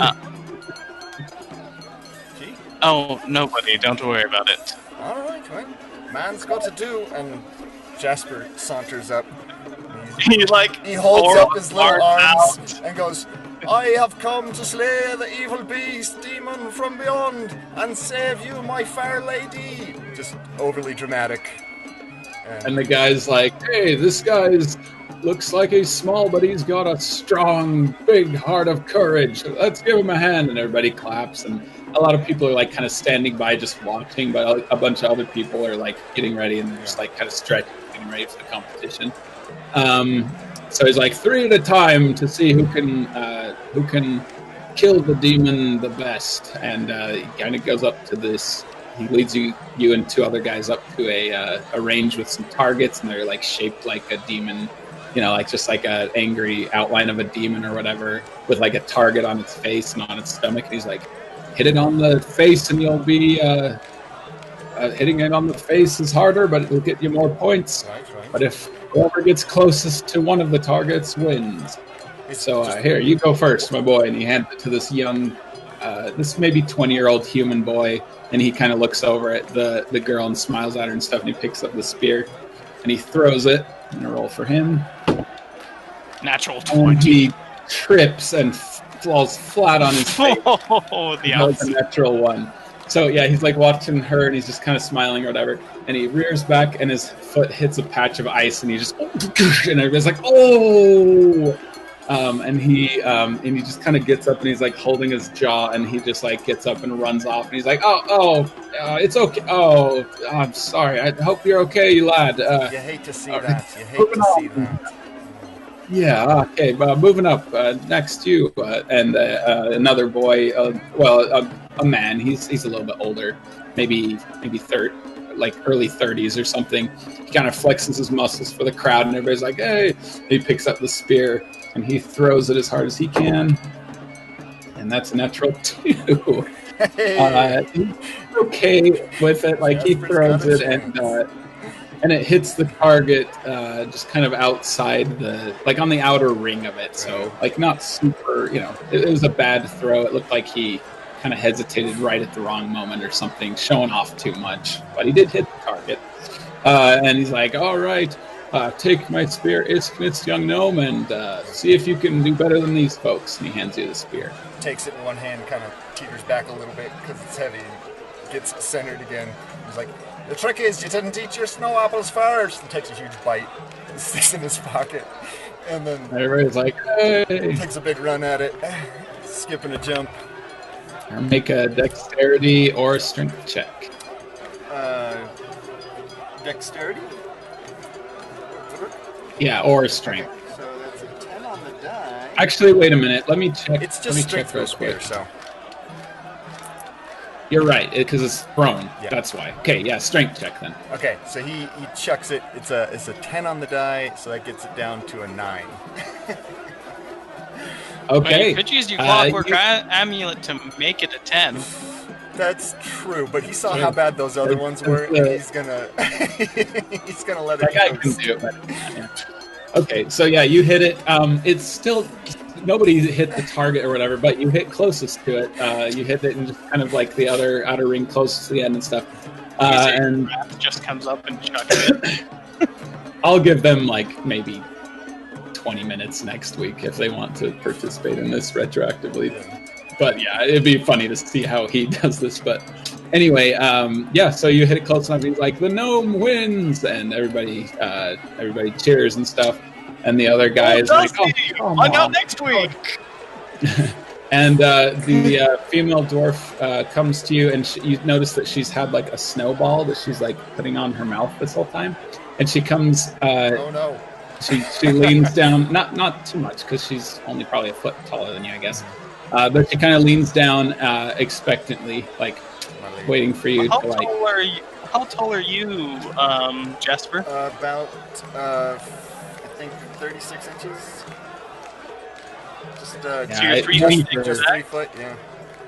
Yeah, gnomes are 3 feet. I'm like 4'5" or something. Yeah. Or so, 4. Not so too much. But she kind of leans down, like bats her eyes and stuff, and just kind of expectantly like where do you want the kiss? Basically, is what she's saying. Like, yeah, he'll just reach out to take her hand. What? Okay. Yeah. So she's basically leaning down to your face, like wondering where you want the kiss. Oh, okay. He'll just put up a cheek. Okay. She kisses your cheek, and it's really cold from the snowball, and everybody cheers and stuff. And she gets back up and kind of winks at you and waves at everybody, and he's just like, "Well done, well done, young." What was that? And and that's that sort of competition. You also see in sort of a park just off of the marketplace, you see goat races, and people are betting. Yes, they are betting on the goat race. Is that something you'd be interested in, Branbrek? Maybe either that or. Yeah, sure, gambling. That sounds like a brilliant idea with all the little gold I have left. I think your pockets are kind of empty after that. A more important question, are people riding the goats? No, they're just like letting the goats go free and just like seeing which one makes it around the fastest. There's like one person on the outside, and he's like holding a little like kind of little net. I will join the goat races. And they chase after. Is it possible for me to sit near the front? Sure. Yeah, like like you can kind of push ahead, close to the track or wherever it is. But I also want to find out who is the most likely to win, who is the least likely to win, yada yada. Or do they even know? It's not that like advanced or whatever. There's not like 2 for 1 on whatever. But they do. Billy Argus was here because he could make up much better goat names. They each have a name. They're named after fawns. Should we choose a goat name and my hand, or? Yeah, sure. That would be more fun. Go ahead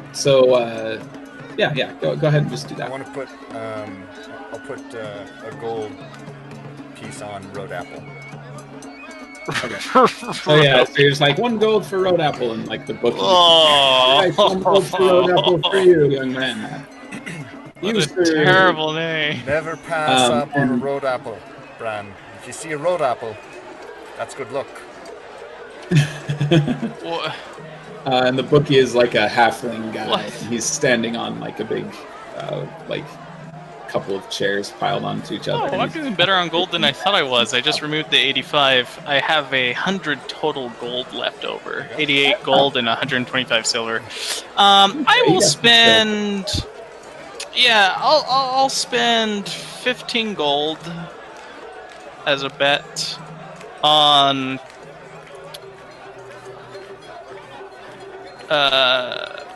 St. Louisburg. Okay. St. Louisburg, Road Apple. And then the other ones are... We'll say that there's 5 goats. And so 3 others that we did not name. I'm sure there's an Ice King. And we'll say one of them is named Drama Wife. Drama Wife? Yeah. And... Never put your money on that, just pass. I have a feeling that one's gonna win. Right. But do you really want to win that way? That's the question. I mean... Everybody's in for a good bit of drama. And the other one is called Dough Beans. What's the last one called? Oh yeah, there's 5, isn't there? Yeah. The other one is called Beard Country. Beard Country. Okay. Yeah. So there's St. Louisburg, Road Apple, Drama Wife, Dough Beans, and Beard Country. And so, you say 1 gold on Road Apple, and you say 15 gold on St. Louisburg. And so they're like, all right, next race is about to begin. Place your bets, any last-minute bets. And you guys place them and stuff, and he's like, all right, goats to your places. And their handlers go up and put the goats behind kind of a bar, and then enclose them from a bar behind and stuff. And then one of them has like a pole with a little net full of apples hanging over the kind of hay exterior and stuff in front of it. And they're like, and go! And he just like starts running around the edge, and they all start chasing it and stuff. St. Louisburg is kind of in the middle, going well, right on like equal neck and neck with Road Apple and Drama Wife. Dough Beans, though, pulls way ahead, and Beard Country pulls way ahead as well, leaving the other 3 behind. And as they kind of pass the halfway mark, everybody starts cheering and stuff. I'm going to use Invisible Mage Hand to mess up. Pull on the lead tail. I'm going to grab one of the apples and lead those first 2 off the track. Just make it roll, and the Mage Hand's just going to drag the apple across the ground to make it look like it's rolling. Okay, make a sleight of hand check. Oh, gosh. Jasper is blissfully ignorant, eating another snow apple. Oh no! What was it? It was a 19, and then it tilted over to the 1. Oh, Natural no. 1. Okay, the spell is probably canceled. Whatever. Yeah, but yeah, you start to do it and you realize that you're totally gonna mess it up if you try, and so you just like you tug on one of the apples and you're like, oh, and you just kind of back out because you realize it's not gonna be good. Some mages looking around the area. Yeah, you see a guy who looks like he might be from one of the mages guilds, and he's kind of looking around in your direction. You're like, ooh, and so you just kind of like back out. Yeah. Luckily for me, I can cast that stealthily and invisible. Yeah. If it would have been a real mage hand, they would have been like, whoa, whoa, whoa, call it off, you know, that sort of thing. Yeah. So anyway, they keep rounding the bend. Dough Beans pulls way ahead from the other one. Drama Wife and Beard Country are neck and neck. Road Apple pulls ahead at second place, right at the last second. Dough Beans is first, and St. Louisburg, unfortunately, lags far behind. I knew it. It's just the nature of it every time. And everybody kind of everybody cheers. Well, some people cheer, some people are just like, oh man, so close. And yeah, so you I guys gamble in real life too. People, it never goes well in D&D. Why would it go well in real life? Those people, the people are just like, bad luck. But would anyone care for double or nothing on this next round? And that people. Bitch! Jasper, some people are like, oh, what the heck? Sure, Jasper starts yelling out, only if I get to ride it. Riders version. Small people. Everybody laughed. I'll do it again. I'll do it again. We'd have to get some sort of... Get the kids and the small folk to ride it. What did you say, Branbrek? You gonna Another go for 10 gold. Do you want to just double your existing bet? Oh, yeah. Oh, is that what they meant by double or nothing? I thought they were doing a new race with double. Well, basically they're saying whatever your last bet was. If you want to match that again, then... Sure. What's another 15 gold if I'm going to spend 10? 5 extra? Whatever.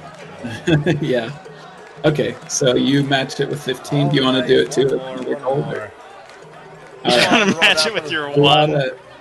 A lot of people... You should just raise it. All right, sure. And they add... they double. A lot of people double. They can't resist. This is going to the City Watch retirement fund, isn't it? Better be. A bunch of the goats are getting a little bit restless, and it's like, all right, yeah, double or nothing on this last round because the goats are getting tired. Okay, so let's make this one interesting, and everybody makes their bets. He's like, all right, on their marks. Come on, St. Louisburg. Goat! You laxed out on the last one. And they start going. The long haul. St. Louisburg is lagging behind. It seems like he's getting irritated with this. He's like, I just want those freaking apples. Let me stop this already.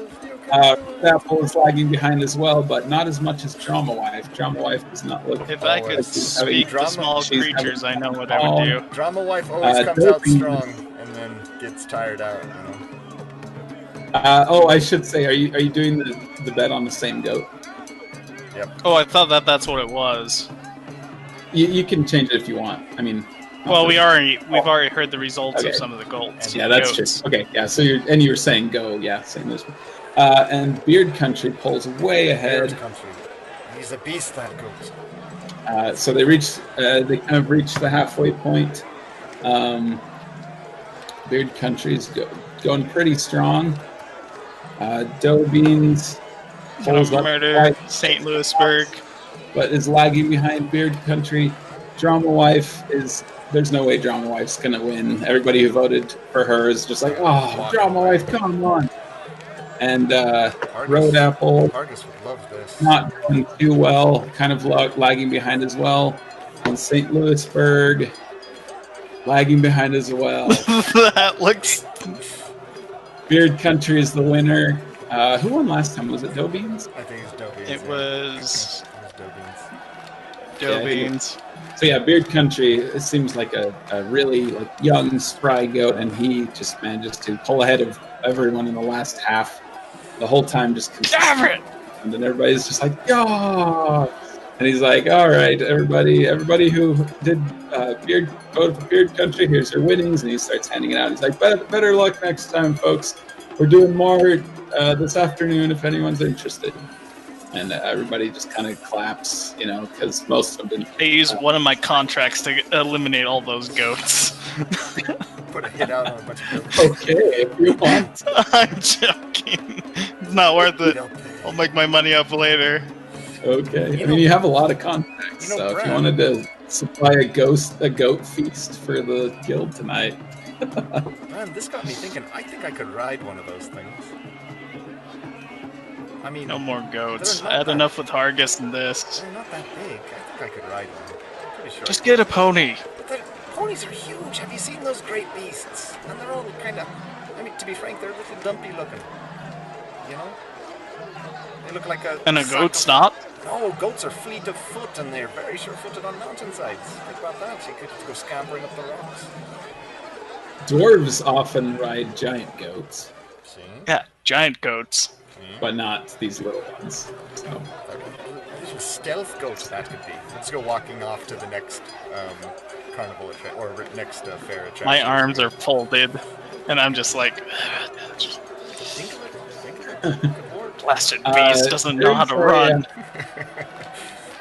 If you guys have traditions of your own that your characters celebrate during Yearsend, there a dance? They have. Yeah, there's like a town dance and stuff later at night probably. Yeah, I will be joining the dance at some point. Okay. During the day, you see like puppet shows and stuff, and there's like a single performance of these people called the Brown Minstrels, who are these legendary playwrights and performers.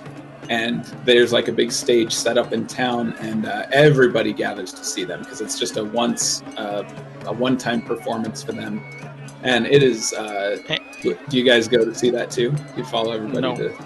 By the way, you should keep those goat names and then use them if those other guys want to bet on their races, just to see if they bet on the same ones as us, or if they bet on the ones that won and those ones win again. Because if it does, Branbrek's going to be spending some contracts. I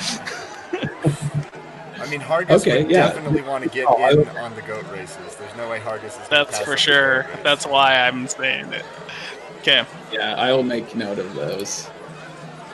And also what won and what positions they came in, just for fun. Okay. Or they could do it in the afternoon so we could roll for them again, maybe. That's what I mean, is I'm not planning on doing the goat race again, but... Yeah, but maybe they do it later in the thing. Yeah, okay. That would be funny. Anyway... That way Branbrek can have a unique instance of complaining about that goat that he bet on if it wins first place during the later race. Maybe it just needed lunch, and then it was like back to normal or whatever. So yeah, you guys go see the Brown Minstrels performance? It was a sting operation that poisoned the goats. Do you see it too, Branbrek? Is theater your thing? Come on, Bran, have a snow apple. Theater? I was more curious if there was any other competitions or gambling things. Mostly it's just the spear throwing contest. There are a few more of those set up. A couple of them, they're set up differently, like instead of killing the demons, you're trying to hit the spear on a certain point. So it's more an exercise in precision. There's some sparring matches where people fight with spears and stuff. Just spears? Yeah, it's all about Vetterfall, the legendary frost giant, and his legendary spear called Isknus. And so people say, like, all they my mighty Isknus or whatever, and so it's like kind of the theme, It's like Santa and his reindeer and the sleigh, it's like that. Everybody knows about these sort of spears, things. or are they sharp spears? The more like staffs. The ones for hitting a target or sharper. No, but for the joust or the sparring. The sparring, yeah. Yeah, the sparring are just like stakes. They don't have a head on the end, but they pretend it's a spear sort of thing. Or they have like a little ball at the end. Yeah. And there's other people dressed up like Solvi and people are always flirting with them and stuff. And is there a version of the jousting where? Is there a version of the jousting where one person gets on top of another person's shoulders and then they joust? No, but there are small folk jousting riding goats, actually. Oh, Bran. So if you're into that. When Jasper locks eyes on that, I just watch him just be completely enthralled. And this is kind of the... Oh, sorry. I was gonna say, I imagine that he was in the middle of his still discussing how wonderful it would be to ride one of those goats when he lays eyes upon this and just stops talking, and I just follow his eye line towards it, and I just shake my head. Beautiful. There's in the smaller folk districts, or there's more smaller folk in their housing. There's quite a few of these little jousting things, and they're set up with straw everywhere and blunt spears or whatever, but they actually legit joust with the goats and try and knock each other off. And there's one with actual giant goats, but it's expensive and there's way too many people around it, and you have to sign up weeks ahead, sort of thing. But the little folk are just having fun, they're just having fun and stuff. So if you want to do that, you can as well. Around lunchtime is the Brown Minstrel's performance, and it's spectacular. These are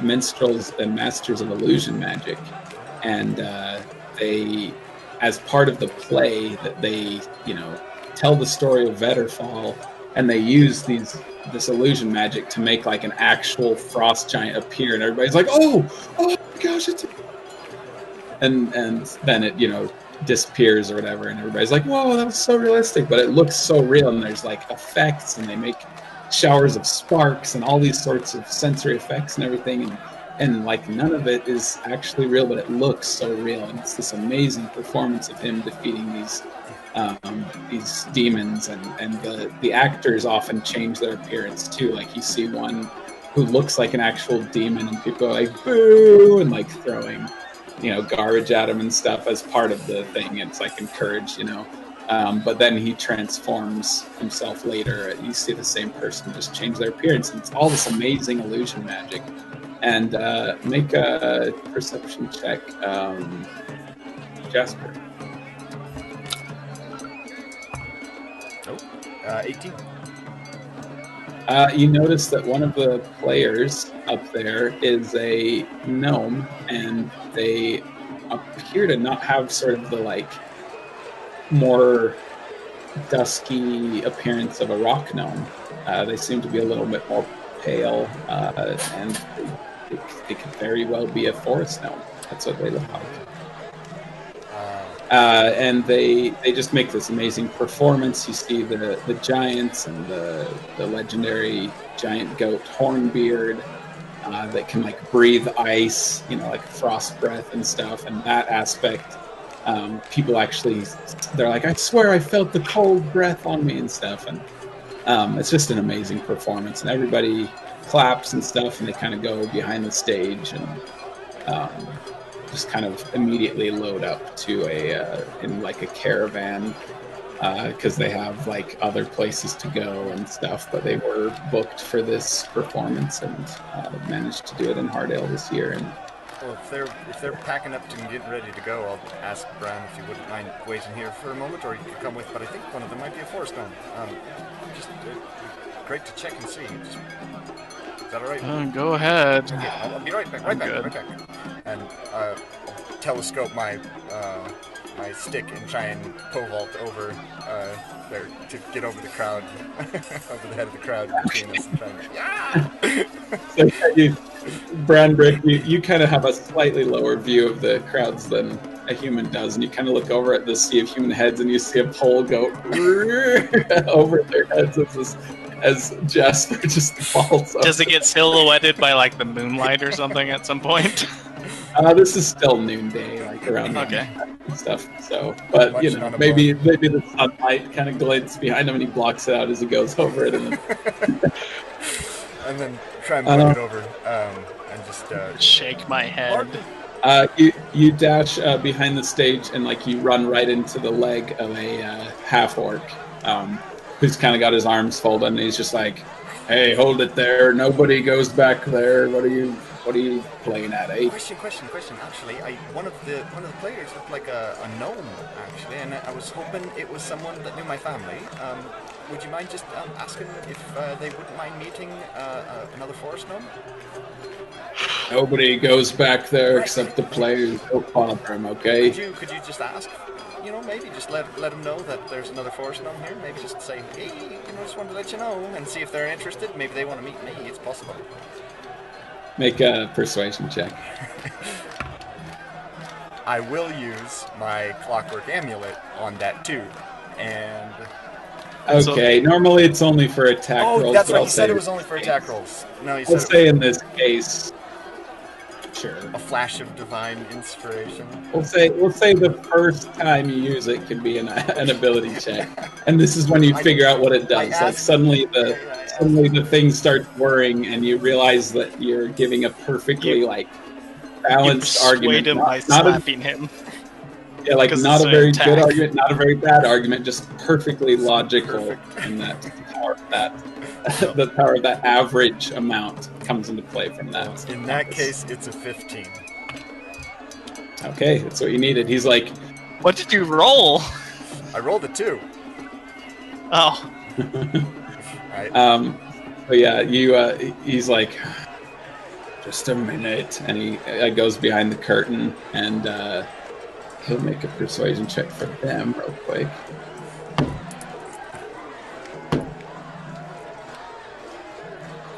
He kind of peeks through the curtain, kind of looks around, and he's like, "You've got 1 minute, forest gnome." Thanks so much. Here, have a bun. He gives him one of the snow apples. he kind of takes it unexpectedly, but he's just kind of holding it as you pass through and go through. I try and I stick the bun in my one of my vest pockets, trying to dust myself off a little bit, straighten my cap, and then walk through as dignified as I can with a blue painted face and a white flowered beard.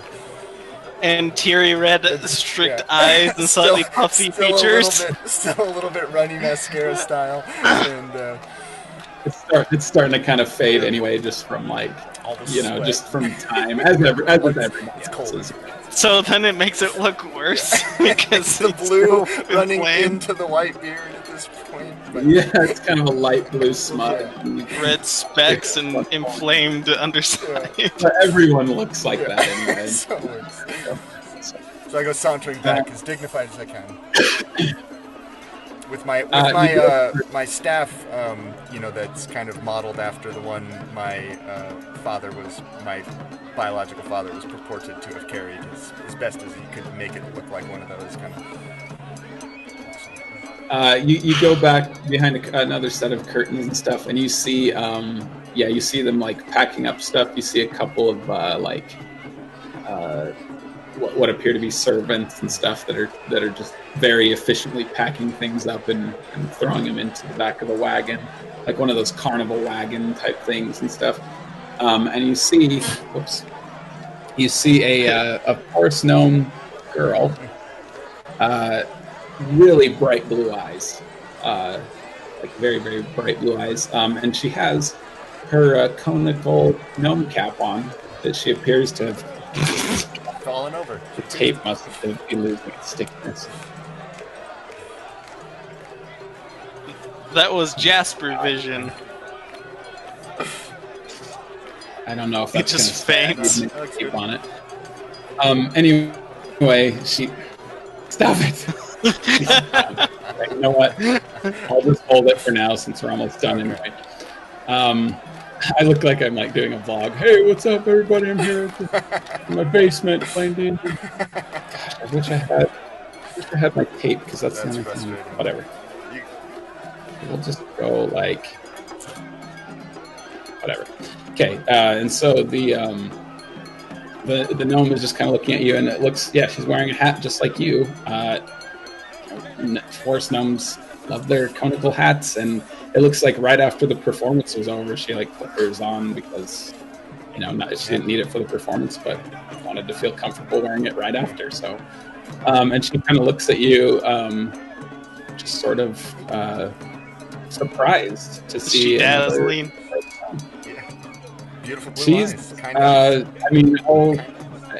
yeah, like those really bright blue eyes. Her skin's a little. It's like it's pale like a forest gnome, which you haven't seen for a while. Like you're used to the duskier, sometimes grayish skin of rock gnomes and stuff. But yeah, it's kind of pretty to see a gnome with paler skin and very bright blue eyes, as I said before, and just sort of golden ringlets in her hair and stuff.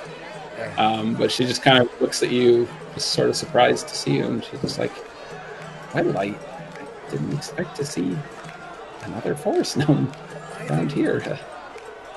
You're with It's just like every romance novel ever, where they're just kind of staring at each other in an odd, in like a localized spot. She's about to like leave, and he's like, And she just turns, looks at him, he looks at her, and it just like stares. Oh my gosh! Keep going. Sorry. And she's just like, Branbrek's just eating popcorn. We've got to go soon, but what's your name? Where are you from? Jasper Ringwood. I don't know where my family's from. I grew up in Copenhagen. They died bringing me there. So I've never known any other forest gnomes. So you're the first one I've met. You're the first one I've met as well. I was born on the road. We've been my parents. I don't know where my parents are. I've just been a member of I was raised by the Brown Minstrels, as far as I can tell. I wish that one of us from that place. My name's Brissa. Brissa Shadowcloak. They're like, Brissa, we've got to pack out, finish up over there, will ya? And she's like, all right. She like pulls out if Hargis was here. She like pulls out a book and she just rips a page out. She like doesn't even care and like just writes on it. She's just like, this is my name, and this is the next 3 towns that we'll be going to. Does she dot her eyes with hearts? No, she doesn't. And she's like, I don't know whether we'll meet again or anything, but if there's any chance of you finding out anything about forest gnomes, or if you want to meet up with me or whatever, these are the next 3 towns that we'll be in the next 3 weeks. I don't know what else to do at a time like this. I wish we could have more time. It's been a pleasure to meet you. We'll definitely meet you up soon. I'm actually doing research, trying to find out where other forest gnomes might be. I guess there's some.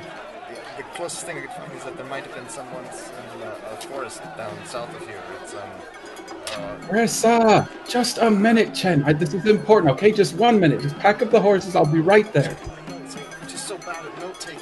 There were so many books, and it went on forever. Rain Meadow Hinterlands. There might be some other forest gnomes there, so...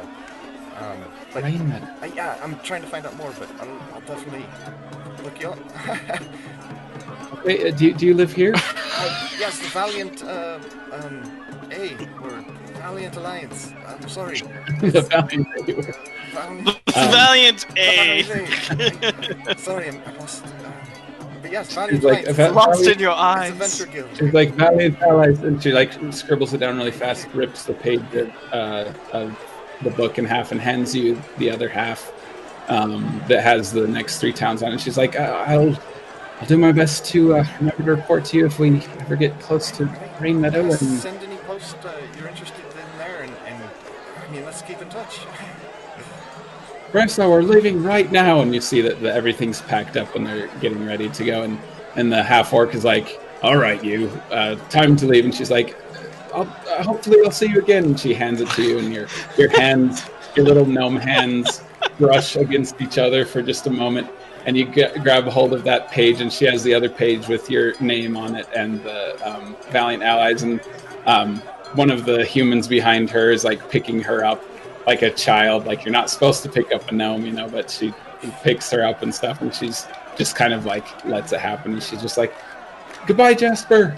And the human kind of like puts her in the cart, closes it, and like holds on to the side of it as the carriage just kind of goes off, and the servants kind of lift open those curtains, let the carriage through, and the half-orc kind of roughly pulls you back and kind of nudges you out the curtains. And he's like, "You got well more than a minute there. Better be lucky. Get out of here." All right, thanks. You want another button? You notice a little bit of pear. He just eats you it. notice a little bit of pear on his face from when he had just been eating while he was waiting for you, and he's just like, "Merry Year's End." And he takes it and kind of toasts you and eats it. You guys spend the rest of the day doing very... When Jasper comes back to Branbrek, Branbrek's face is wet from having washed off what was on it. But it's slightly icicled, I guess, because it's cold, right? Yeah, it's pretty cold, so your face is pretty cold. And just like sitting on the bench, waiting. Yeah. Jasper will sit down next to Bran, not even notice the face paint thing, and just be like, "Wow, what a great..." Are you just like staring off into the distance? Yeah, kind of watching last year he saw her go off. Just slowly turn and look to my right at you. I kind of lean past. Do I see... I don't know with my perception, but do I see whatever gnome girl he was talking to being dragged off? No, you see the carnival cart, like the caravan gypsy cart sort of thing, sort of rumbling off with like some guards like giving it space, like kind of keeping people back, but people are like waving and a couple of arms are kind of poking out of the cart waving to people and stuff, but that's about it. Then Branbrek probably thinks that he's depressed because he didn't get to ride the goats in Joust. Well, the day's not over yet. We'll probably finish that. But Branbrek's perception is low, and that's all he knew that you wanted to do, and that's what he saw. He didn't see the girl. Well, that'd be insight, but that's low too, right? Yeah, no, they're the same for me. Yeah. So yeah, we'll say. Yeah, and you look down at the page, and it's a page ripped from a book of poetry, a book of gnomish poetry. And you see sort of like half of the poem on the page, and her handwriting with the names of the next 3 towns that she will be, that the Brown Minstrels will be going to. That's Jasper. That's that. Alright, well that was pretty fun. He folds it up and puts it Yeah, that was quite the recreational episode. He folds the page up and puts it in his secretist, specialist, most inside vest pocket. Real deep in there.